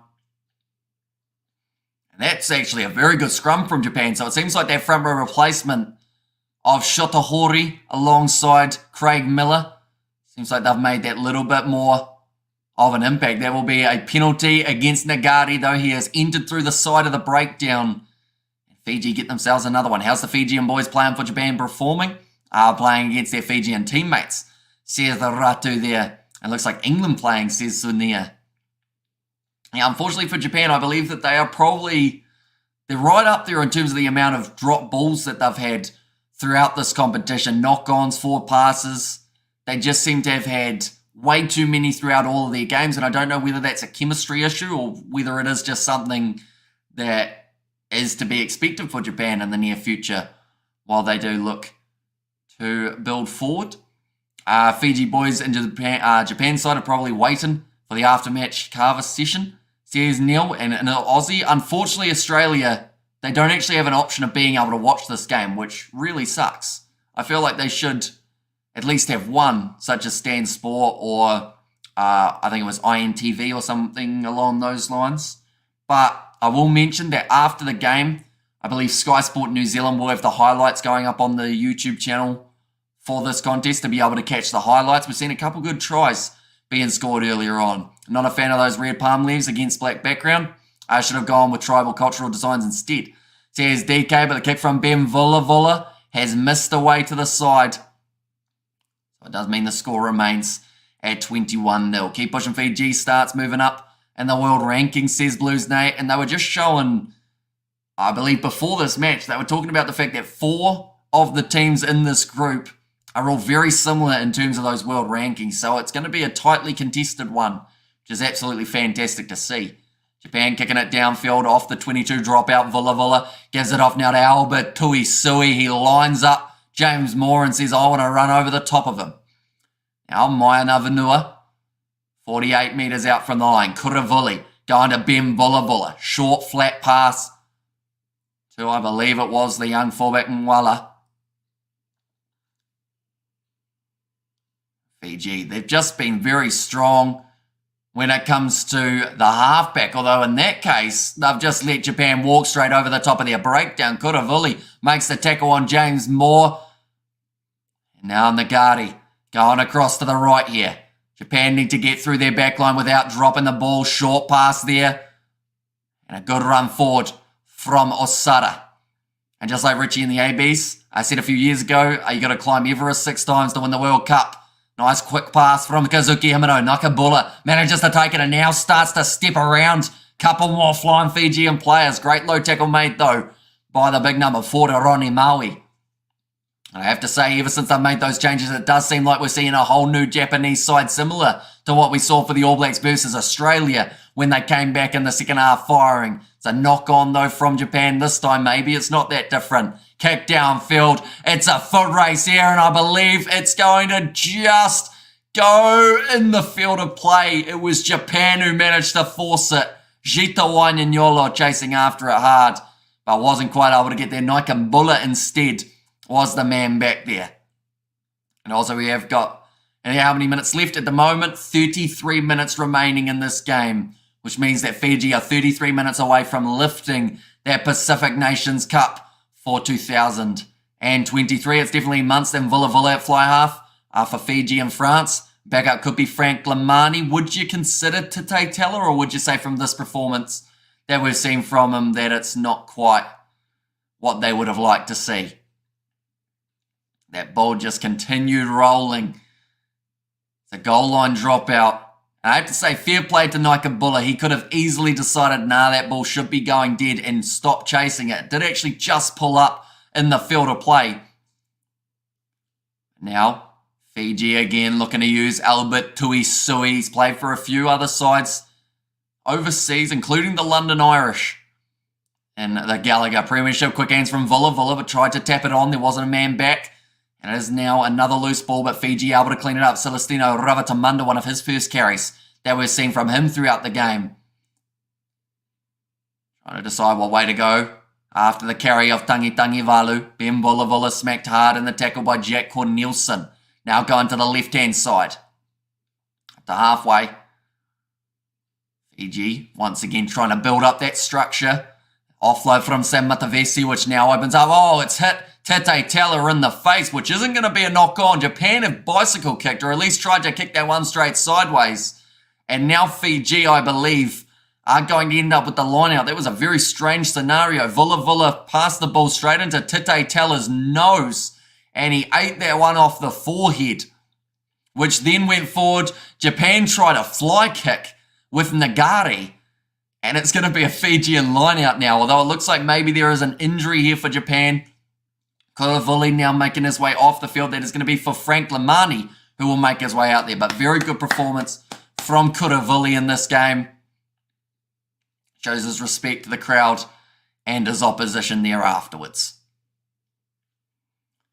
Lamani, he is a type of impact player that after the way that Kuravuli started this game, he's going to feel a little bit of pressure to try and keep that momentum going forward. So it might be Jiwangu. He's got a bit of a neck injury here. Hamish, congrats on 27K with the team Oh, sorry, the 10 out of 10, the Hamish and the Halloween. Thank you very much, Nate. Hugely appreciated. And yeah, it's been a weird one because I remember thinking that 1,000 subscribers was still going to be way too challenging to get to. And now we're somehow on 27,000. Like, I used to compare it to how many people went to my school, which was about 350. And then we were kind of doing that comparison. And then it was, okay, how many people are in our town? About 4,000. And now, like, the fact that it's like over 6 times that is just absolutely insane. But at the end of the day, it's all down to you guys being here for these live streams, joining in the chat, and also just supporting the channel. So I'm very appreciative of everyone being here for these games, whether it's day or night, rain or shine. Luckily, if it's raining, it's not in here, unless I've got a leak in the roof. But you guys always seem to turn up, which is greatly appreciated. Nagari passes back across to Mazi Rewa, flat pass, off to Asada again.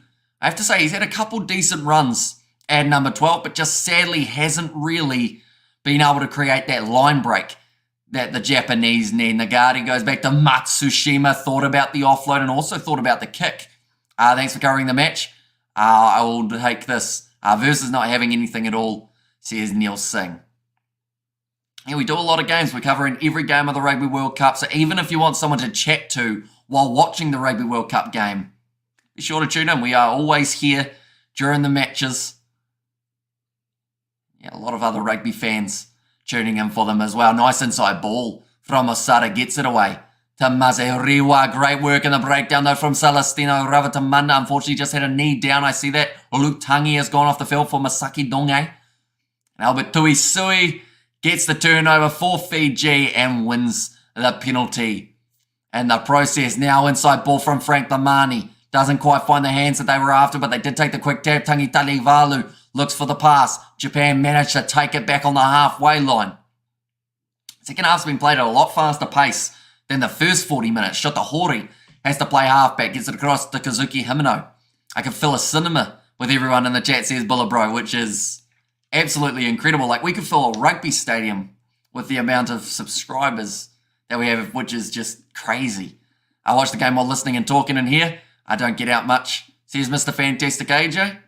But that's the other thing. Like, during lockdown, when people weren't able to go out, it was just awesome to be able to have, I guess, somewhere that people can go if they weren't talking to a lot of people and they just had the opportunity to talk about rugby, talk about what was happening in their lives. And I feel like, you know, you need that in some regards, somewhere that you can talk to people who like the same things and you just get a chilled out chat.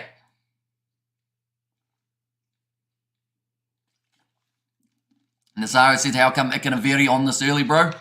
Did Sam Matavisi get injured? Not that I know of, although they have put Lamani on the field. They've also made a few other changes. Japan taking a quick tap there. So now charging forward. And one gap being found by Osada, but he offloads it away to Ben Bulavula. It's just little mistakes from Japan not getting that last pass correct. Fiji is showing it's not a second half team, says Melly, although I did mention in that first half that because they had built up such a lead, that would buy them a little bit of time for the second 40 minutes. P.S. don't underestimate how brutal the weather is in this game. 30 degrees, 80% humidity, break out in a sweat, tie my shoelaces, says FM. I'm sure you wouldn't be the only one. I would be the exact same. It's a complete different to what we've got here in New Zealand. It's currently 3 degrees Celsius, which is a little bit chilly. A lot of Pacific Rugby players are playing in the US too. Could see Fiji getting second in their group, Georgia third, Wales fourth. So I assume you're saying Australia first and then Portugal fifth. In that regard, now the penalty advantage goes the way of Japan. Not rolling away in the breakdown. Looks like it might be a little bit of a bleeding nose here for Kamikamita.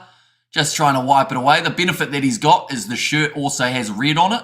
So kind of works. Bro, just show the screen, says Stephen. If I was to show the screen, this live stream would come to an abrupt end due to a copyright strike. It would probably take about 3 seconds to register and then we'd be gone and we wouldn't be able to stream on YouTube for 3 months, which would mean we'd miss the whole Rugby World Cup. So sadly, we aren't able to do that.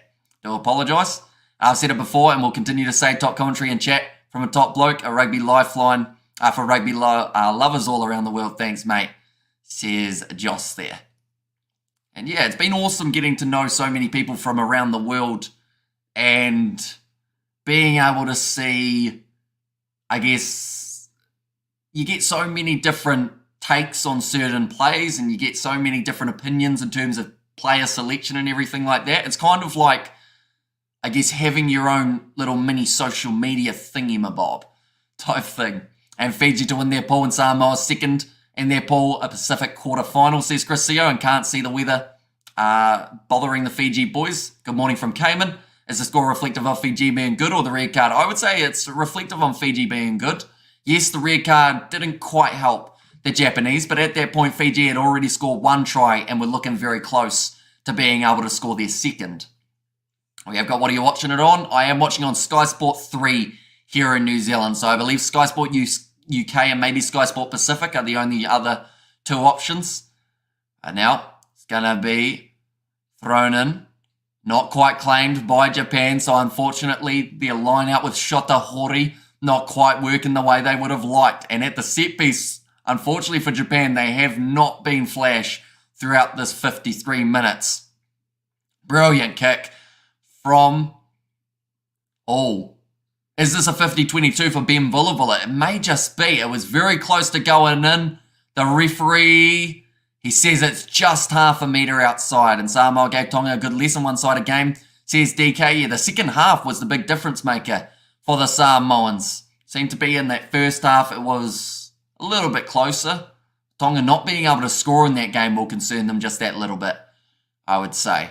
A Shota Hori now, throwing the ball in. This time it is claimed by Japan. Nagari goes back across to Matsuda, still inside of the 22. Nice run forward from Kazuki Himeno. Cornelison straightens with the run straight into Maya Navanua. And do Fiji win the Pacific Cup? If they win this game, says Joss, they certainly do. Even if Fiji lose this game by 7 or less, they will still walk away with the Pacific Nations Cup title. Taken on the halfway line now for Jita Wainanyolo.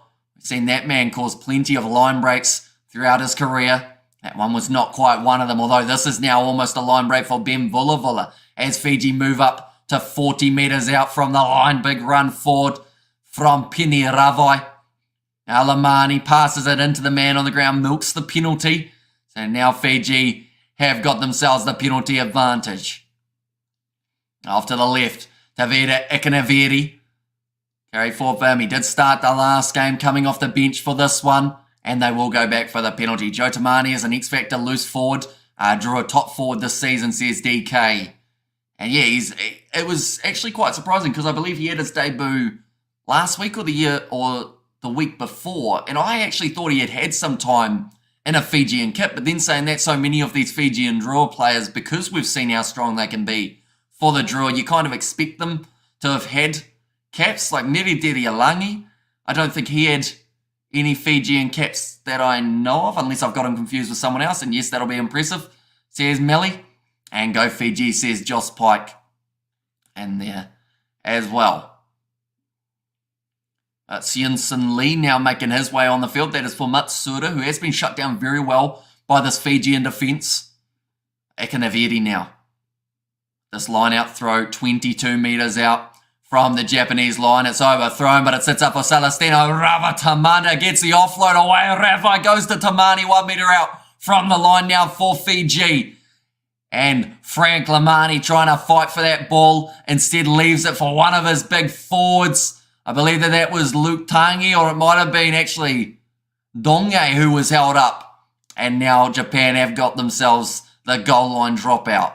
Also interesting that there was no other international game scheduled on Stan Sport at this hour. There's no reason why they couldn't show this game, says Neil Singh, especially if Sky is showing it in New Zealand. Yeah, they do normally share the broadcasting a little bit with Sky in New Zealand, but I don't know whether or not maybe it is something to do with TVNZ picking up the Samoan licensing here in New Zealand. Maybe that affected the deal.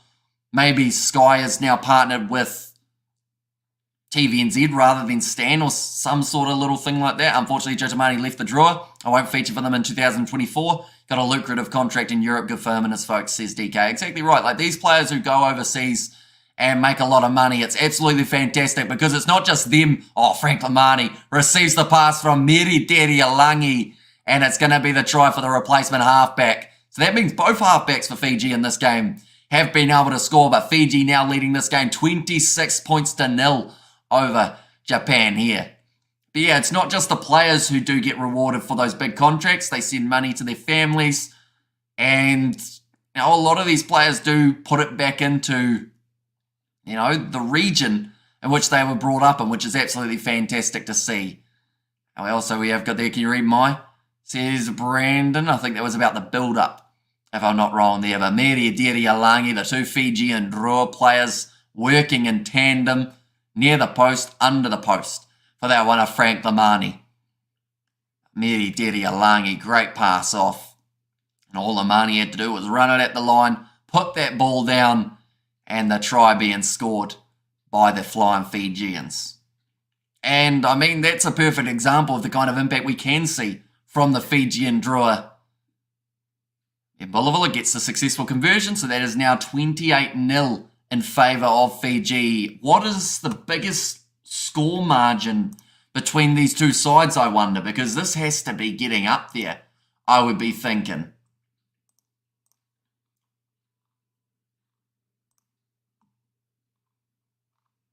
We will go like this. We will go like that. But Kazuki Himeno will now be making his way off the field. It's going to be a shame. He wasn't quite able to have that same impact that he would have liked to have. Sad story about Rupini Thalthal. Though such a superstar when he played, but he didn't have a lot of professional support when he was playing overseas, says Neil Singh. The penalty goes the way of Fiji here again in the breakdown. Japan just not getting this one right, sadly. And Johnny Dyer still yet to feature in the team. Is he playing? I believe he's still injured, if I'm not wrong, for Johnny Dyer. Because he was actually left out of that Fijian squad altogether, wasn't he, for the first selection, which was actually the extended selection, and then they cut it down to less players, and he still doesn't have it there. We have got the Irish, it's pronounced Deri Nalangi, says it was there from Melly. Now 59 minutes and 40 seconds through. Jamie Joseph looking disappointed with what is happening for this Fijian side. And even Waisali Sarevi ended up coaching Seattle here in the States because there were few options after he retired from Sevens.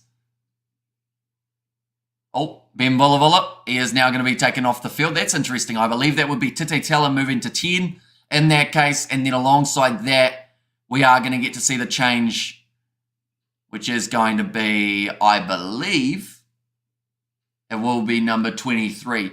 Eliza Durua Sisi, they'll end up putting him probably in the middle somewhere.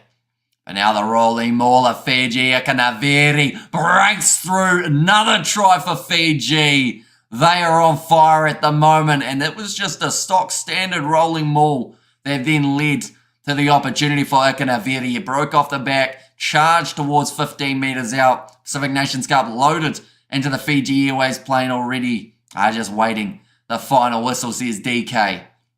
Yeah, fantastic work from the Flying Fijians. And big bump off of Ben Gunte. Still had 22 metres to run, Ikanaveri, but he gets there comfortably and manages to get himself the try. Pacific Nations Cup, says DK. Well, that's the thing. The Pacific Nations Cup now, the fact that Japan needed to win this game by 14 or more points plus have 3 or more tries than their opposition, the Fijians, and the fact that Fiji are now 4 tries ahead in this game, 28 points to 0 with the successful kick from Tite Tela. Oh, they want to check potential obstruction. Hang on, we might have a change here. Potential obstruction against 7 for Japan. Wait, no, it must not be 7 for Japan because 7 for Japan sitting off the field with a red card. It might be the Fijian number 7 here.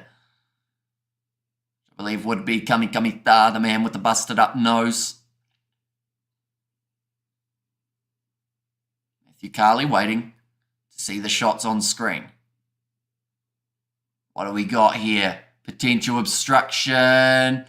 Okay, it's against 17. Now, you would have to say it did create a gap for Ikanaveri to be able to run through. whether or not he's impeded the defence enough.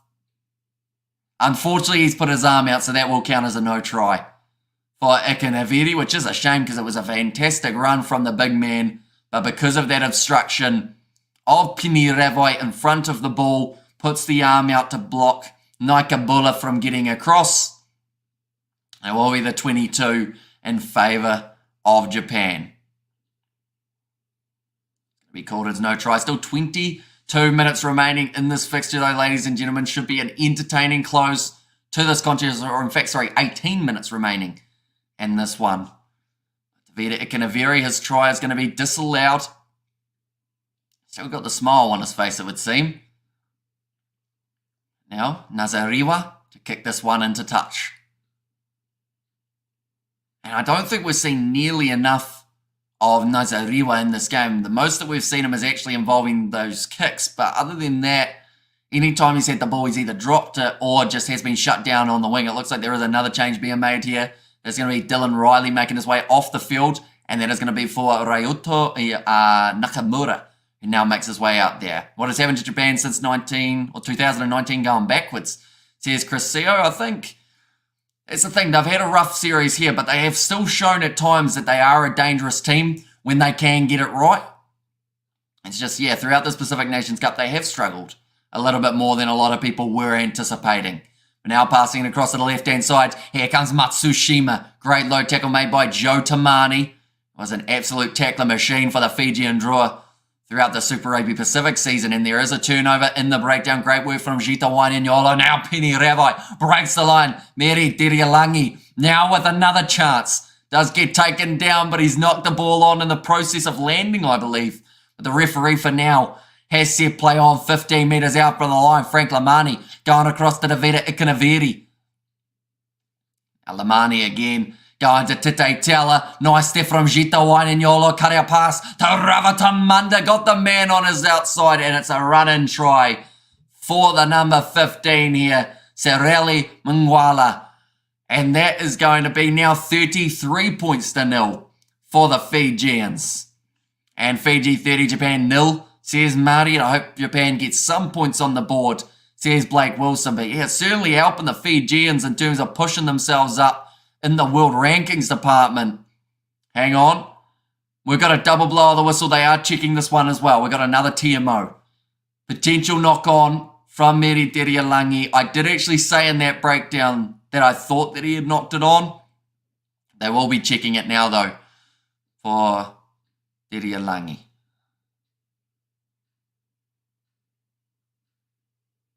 Said the body was still in front of it. What is this for real, says Davida. It is the score at the moment. Well, it might not be 33. That is whether or not Dirialangi here. Yep, knocks the ball on. Loses control of the ball. Hits his body, bounces back. It's going to be called as no try. Timo piss off, says Melly. And also we have got there in the chat, these TMO killing me. And when are you doing the Springboks versus Argentina game? Says Marty. So we will be starting at 5:30 a.m. New Zealand time or 7:30 p.m. local time in South Africa. And so that is in about maybe 5.5 hours or so. We will be starting that. But the game is kicking off at 9:10 p.m. South African time. So we've got quite a big build up in that regard. How many fellas does Japan have playing for them these days? Is Leach still there? Amazing. And his day he is, but he is suspended at the moment due to a red card that he received in the first Pacific Nations Cup game. Japan lost top coach and secondly drawer got exposed to Super Rugby, which helped them too. First World Cup game against Wales. Coach will probably play mostly the overseas players versus the Wallabies, mostly the Fijian draw boys, says Ratu. It is now going to be a scrum feed for Japan, sitting about 20 metres out from their try line. And also skipper. They got the same coach, says Chris Serra, and I wanted this game to be close, says Bro. Yeah, it's a bit of a shame that it is such a runaway, mainly because I think a lot of people expected it to only have a few points difference between them, but Japan unfortunately just haven't turned up, and Fiji, they've had some very good moments throughout this first 64 minutes. Waikato pass from Japan. Now it's going to be Masi Riwa trying to break through the tackle of Tite Teller, but he manages to take him down, and now the counter ruck from Fiji. Japan just get the ball out in time. Called as a tackle, so they do have to release the number 20, Gunter here. 10 metres out. Saito, in fact, it's Nagari this time. Great line break, almost for Japan. The way that Fiji were able to close that gap from that camera angle was very impressive. They had the two players cutting across, and it looked like the Japanese fly half replacement was through for all money. Nagari now thought about going for the kick. Instead, Japan looked to run this one out. And speaking of their replacement, it is Sienson Lee. They've got the penalty advantage now for Japan, so can look to run this one out onto the wing. Kick downfield, and it does go into touch, so they will go back for the initial penalty. I love Japan. I was there in 2019. What amazing supporters they are to all, says Ty. And also, we have got their high all, a big nap for me, says Robert. And we have also got the It's over, folks. Good night, Japan. Enjoy your sake. Oyosaki, I believe that was, from DK. 28 points to nil. The scoreboard is yet to take that try away from the Fijians. They wanted to keep it there by the looks of it. But, yeah, 28 points to nil. There's been a few Japanese players in this game, to their credit, who have played pretty decently. It's just, unfortunately, on the overall look of the lineup, not enough players have been able to step up throughout this game. And come on, Japan. I can't be having a donut, says Novmum. I saw a life hack about a donut that apparently you put a little bit of butter on the rim and then put it in the microwave for like 10 seconds, and apparently it's really good. But I don't have any donuts. I don't even know if we've got butter, so I cannot try it. So anyone who does eventually get the chance to try it, do let me know if it's any good. Naisariwa. Or Mazariwa, sorry, I should say. Now we'll be kicking this one downfield. Time is back on. The second half will feel like an eternity for Japan. It's been a high-tempo game, but you haven't really seen too many tries scored in the second half other than the one of Frank Lamani. Seen two disallowed tries being scored in the donuts there from Rudy. And Fiji versus France on the 19th of August will be a cracker, says Leo Weri. Yeah, there are some great games of rugby coming up in the near future. Samoa taking on the Barbarians. That's another game I'm looking forward to. France plays Scotland next week. England playing Wales this week and next week as well. Should be plenty of exciting action, including Springboks versus All Blacks. And the Hamish, what Rugby World Cup is, or Rugby World Cup pool is Japan in? Who are they with? So they are a part of Pool D, alongside Samoa, Argentina, England, and then also Chile, I believe, is the last team. And their group, big shot coming in on Matsushima, but Japan move up to the halfway line now. Craig Miller tries to crawl forward. Short side. Ben Gunter looked for the offload. Doesn't quite work out. Huge amount of pressure here on Japan, but Matsushima cleans it up quite nicely. Bumps off the tackle. Luke Tangi now gets back up to his feet. That's three players in a row that he's tried to bust through. Now, it's going to be off to the right-hand side. Shotahori. I see now Thurika Davita making his way onto the field for Mayana Vanua. And it's a knock-on from Japan again. Japan is in Pool C, says Crucero. Are they? Are they not a part of Pool D? Alongside those sides that I mentioned, I think Pool C has Fiji, Australia, Wales, Georgia, and Portugal, don't they? Please update your scoreboard, says Sam. Sadly, I have no control over the scoreboard. It does it automatically, so hopefully it takes it away at some point. And Japan, Samoa, Argentina, England, and Chile. It's a tough pool, says DK. And come on, Japan, get a try. They need to rumble and do the hard yards. Impossible to compete and line out or on the outside. Fiji too big and fast, says Ty. And I think, once again, it's just hurting them for the amount of handling errors that they've had in this game. Fiji might actually top Pool C. Now, big run forward from Wingala. He's had a good game at fullback for this contest, which I think he needed because a lot of people were doubting whether or not he would be that starting number 15. I think it's between him and Eliza Duruasisi, unless they do look at possibly a reshuffle, which they may do. I've had it before for Fiji that they change players around a little bit. Tete Tella now trying to find his step, trying to find that gap. 22 metres out from the line. Teawaru Tharika Davita. He plays for the Tasman Marcos. Throughout the Bunnings NBC, they recently got themselves their first win of the competition over Otago yesterday. Now Lamani, drop ball there from Kami Tha. And now back across. In fact, it was Tangi Valu. Now Japan have got themselves another chance. 12 minutes remaining, but Lamani almost getting over there, almost a neck roll on him. And there as well, Matsushima, quick hands, James Moore gets it off to Japan, their biggest chance of this Pacific Nations Cup game. What a step it was. Great chase though from Jita Wainanyolo. Drags him down 2 meters out from the line, and it's a knock on from Japan. Brilliant defense from the Fijians.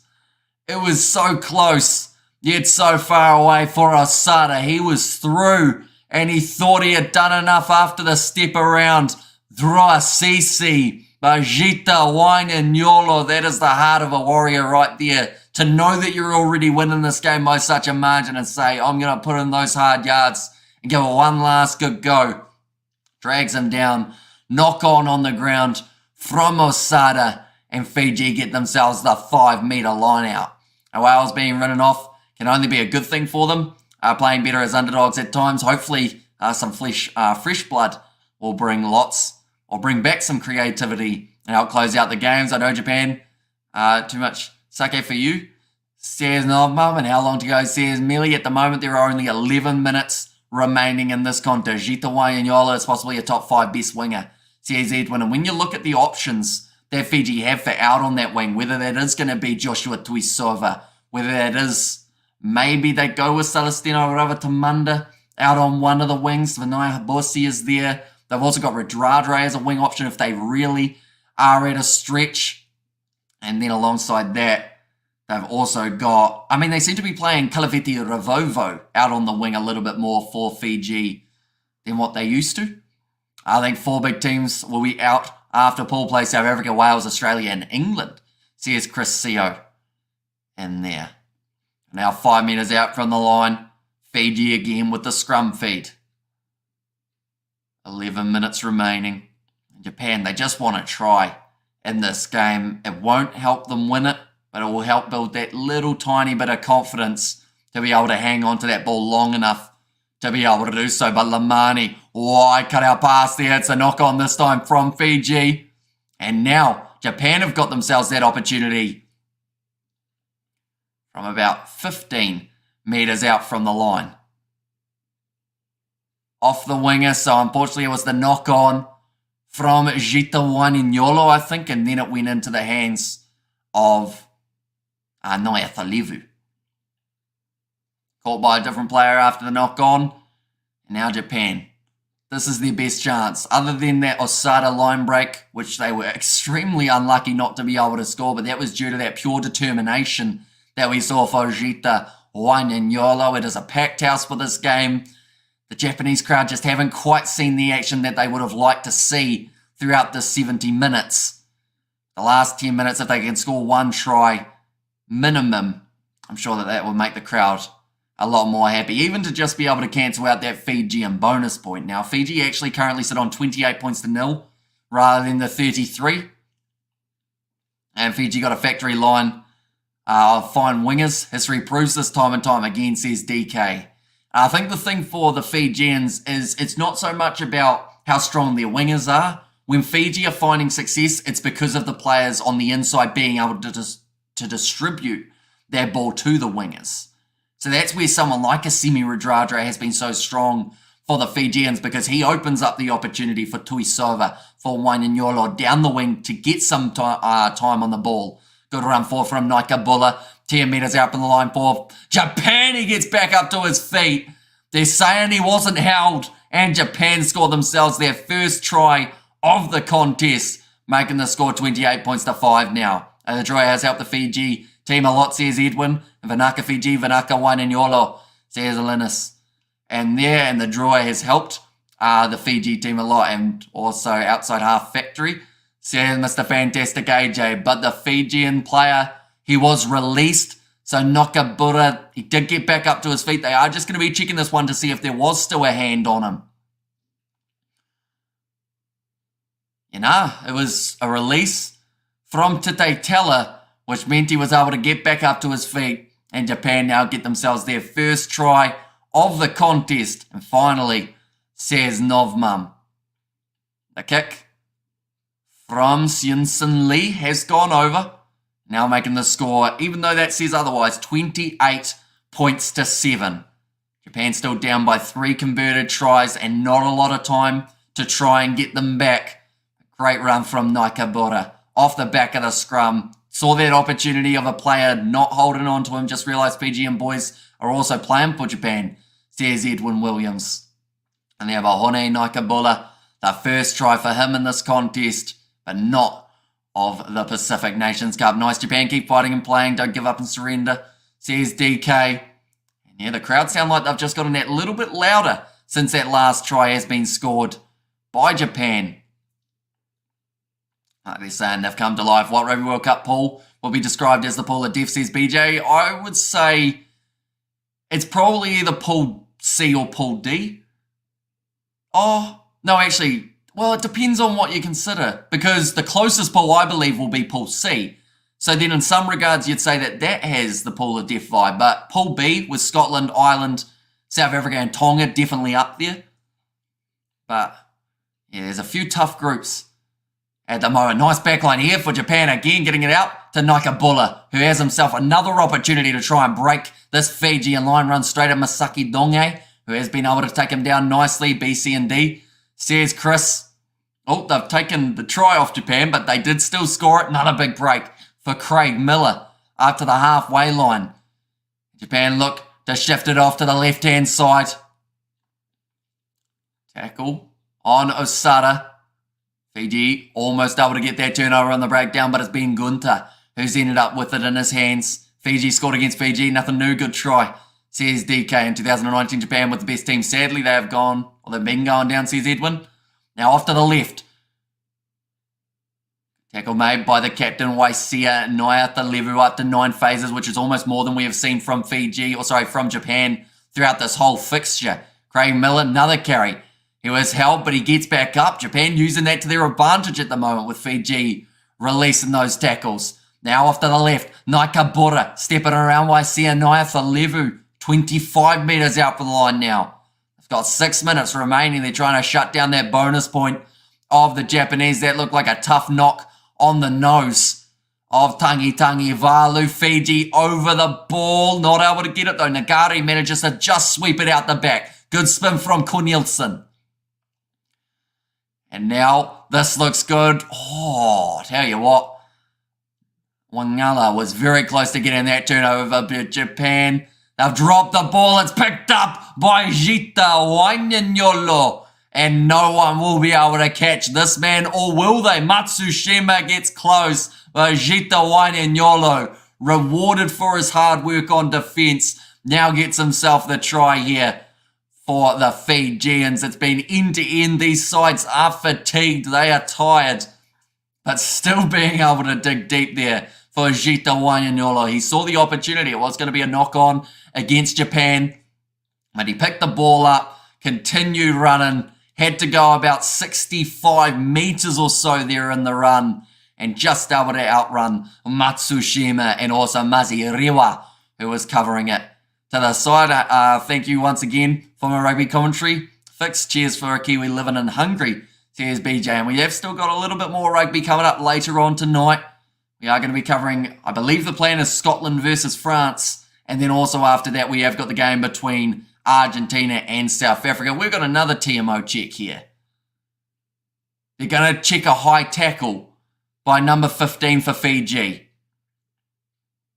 That'll be Nwala, who might end up getting penalised for this one. Bula kia ora.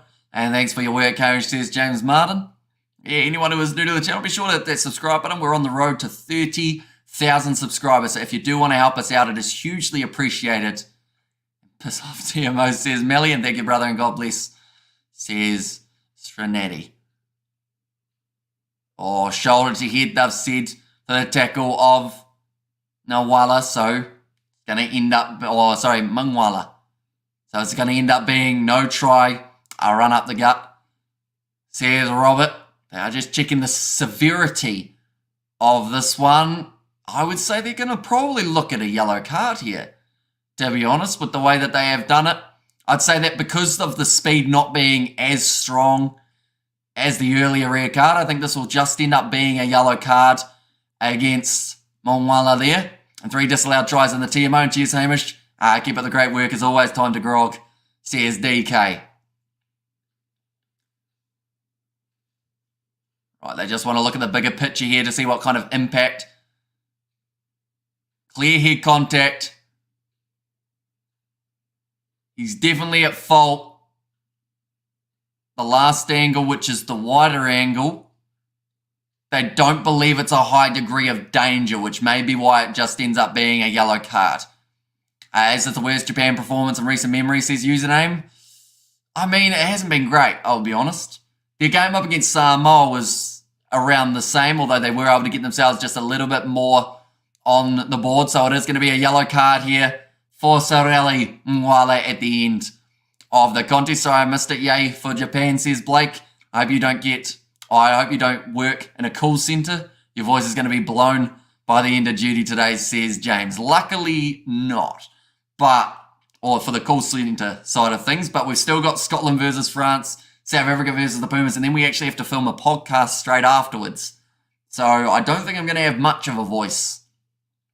But it's going to be a busy day overall, because I believe that after I finish that podcast as well, one of the other Kiwi lads, George, is coming around and he wants to run up a hill. So I think I'm going running in like 12 hours time or 10 hours time after sleeping for like 2 hours. Should be good fun. I don't like running. Legs don't work. New Zealand is rugby men and women, says Levi. And what's with this video ref here? They've been very pedantic in checking everything throughout it, although a majority of the time it has come to the right decision. It's just taken a long time to get there for the team. Oh, now Japan looking to use it out the back line. Inside ball off to Maziriwa. 2 meters out from the line again. But Fiji, 2 players almost on the ball. Nakabura tries to step around the side. This is to try and take away the bonus point of the Flying Fijians. Craig Miller now only 1 meter out, and it's going to be the penalty advantage against Fiji. Are now trying to take their ball out of the breakdown. Short side, skip pass, and Maziriwa. He might have dove into touch there, but it is awarded. And Japan now managed to get themselves another late try in this game. Japan haven't fully recovered from the ABZXV, says Blues Nate. Out good call, brother, not liking the Timo, says Chetness there. A nice cutout pass. Oh. Did Maziriwa drop this? No, he didn't, but was the foot on touch? From that other angle, it looked very close. But it is going to be awarded, I believe. So Maziriwa, I should say. Now, I mean, that's the thing. The scoreboard at the end of this game isn't going to look as bad as it could have. But we still know that it's only those late moments from Japan. Oh, they're saying to stop Forcienson Lee, are they? No, they are going to let him take the kick. I thought they were going to check that foot. We have got a donation from Distracted Sports to buy some throat lozenges after all these live streams, says Tony. Thank you very much, mate. Hugely appreciated. Are you staying up late to watch some of the other games, Tony, or are you headed to bed watching them in the morning? Perhaps. But Japan, they are now sitting 12 points to 28 after that kick did miss. Only a 16 points difference, which is funny in a way because all of the other games for Fiji have been split by around that 16, 15, 14 points. And this game seems to be looking the exact same way. Time left, please. Currently 2 minutes 20 remaining in this matchup. Timo killing the game, says Millie there. Although they didn't go upstairs to check that Japanese one in that case. So I think, yeah, it's one of those unfortunate parts of the game that everything that they've checked has been overruled because they were correct in checking it. But, yeah, it just takes up that little bit of extra time. Fiji have kicked off too long there, and now it's going to be a scrum feed on the halfway line for the Japanese. Hey, Distracted Sports, are you doing any live streams so I can make donations? Says Blues Nate. Hey, much more respectable now, Japan. I've got to sleep, bro. It's already late for this old man, says Distracted Sports. Okay, so Fiji will win. Says Allah, yeah, at this stage, Fiji, they will be walking away with the Pacific Nations Cup for 2023, building confidence towards that Rugby World Cup group that is extremely close. Sorry, TMO, not Tom. Says, it was there from Blake. Now 1 minute remaining. Japan, they want one more try. They can't quite get within 7 for that point, but they can certainly put in a decent shift here for the last minute and show what they can do. It's just a shame it's taken to after 70 minutes. That's a loose pass, goes into touch, and now looks like Fiji might consider going for that quick one. No, they decide against it in the end. The question for Fiji is, if you have won this game, do you go for one last try if you've got the opportunity at the full-time siren, or do you instead just put the ball into touch and say, we're happy enough, we've won the Pacific Nations Cup, there's no need to risk it? I think they will look to kick it out rather than going too risky. And nah, bro, not really my thing. Give the donation to Hamish, he deserves it. Says Tony there, although you've been making some good videos lately. Tony, your editing, top notch. Anyone who hasn't already, be sure to check out 2 Cents Gets Distracted, a podcast with Tony and Mark from 2 Cents Rugby. It's a great one to watch each week to work out exactly what is happening in the rugby world. It's kind of like a paid promotion, wouldn't it, Tony? And pissing down in Scotland, says Tomo, that's not really ideal. I feel like that will change the game between France and Scotland quite a bit. That is going to be the full-time siren. But first of all, Ramatamanda inside ball to Joe Tamani. Frank Lamani is going to be able to score it, but I think they'll check this one to see if it's a forward pass, which will extend this game just that little bit more. It's given as a try, and Fiji walk away now with a 35 points to 12. If this kick goes over, victory over the Japanese. I'm going to the Ireland-Italy game this evening. It'll be my first time seeing Ireland play at a stadium, says username. And also, what do you think of the TMO in this game, says Edwin? I believe, yes, it seemed a little bit pedantic with the amount of times that they went to the TMO, but every TMO decision that they've reviewed has been correct. So it's a tricky one because it's trying to find that margin between how many times you can have a TMO go into this match or like take part in the match. But yeah, the decisions that he's made have been correct, which makes it, I guess, more reasonable that they have gone to it so much. Now, did they tell it to line up this kick? 33 points for Fiji. This isn't actually as easy of a kick as I thought that it will be. The Fijian fit are really fit. Said Ratu. And the kick from Titetela has gone over, so that will make the score in this game 35 points to 12, and the Fijian side have gone on to win the Pacific Nations Cup 2023. For this game, Japan needed to win by 14 points or more and have 3 more tries than the opposition. Fiji have said, you know what? We see your 14 that you need, and we see the 3 tries you want to get ahead of us, and we'll raise you a few more points on the board as well. Shame about the red. I should have been a yellow on the game. Says Tony, yeah, that one was a bit rough in that regard. I thought that they were going to go with Lavaskakni only getting yellow in that one, because I don't think it was that different to Naika Buddha's, or sorry, not Naika Buddha's, it was the last one for Mangwala. Overall, in 3 disallowed tries, says Melly, although when you look at those disallowed tries and what they were for, those disallowed tries were justified. There was a clear knock-on for one of them. The other one, there was clear obstruction, and then the other one, I think, was for the high tackle that we saw earlier on. So all of them had the reason behind being disallowed for Fiji. It was just unlucky that they were so good at breaking the line that rather than it just being a tackle or a knock-on or something in the process, they were actually scoring the tries rather than it just being the run or tackle. And nervous anticipation for Scotland versus France, says Tomo. And yeah, we are going to be covering that one on the channel. We are starting at around that 2:05 a.m. mark. And unlucky game for Fiji, or a solid game for Fiji, unlucky Japan, says Nate. And there, but nonetheless, it has been hugely appreciated you all tuning in, not just for this game, but also for the whole of the Pacific Nations Cup. Fiji showing some very good play in this game. Having a few moments where, of course, they would have liked to be that little bit better, more clinical, less mistakes, but that is something that they'll look to do throughout this Rugby World Cup. Japan just need to fix a couple things before the World Cup.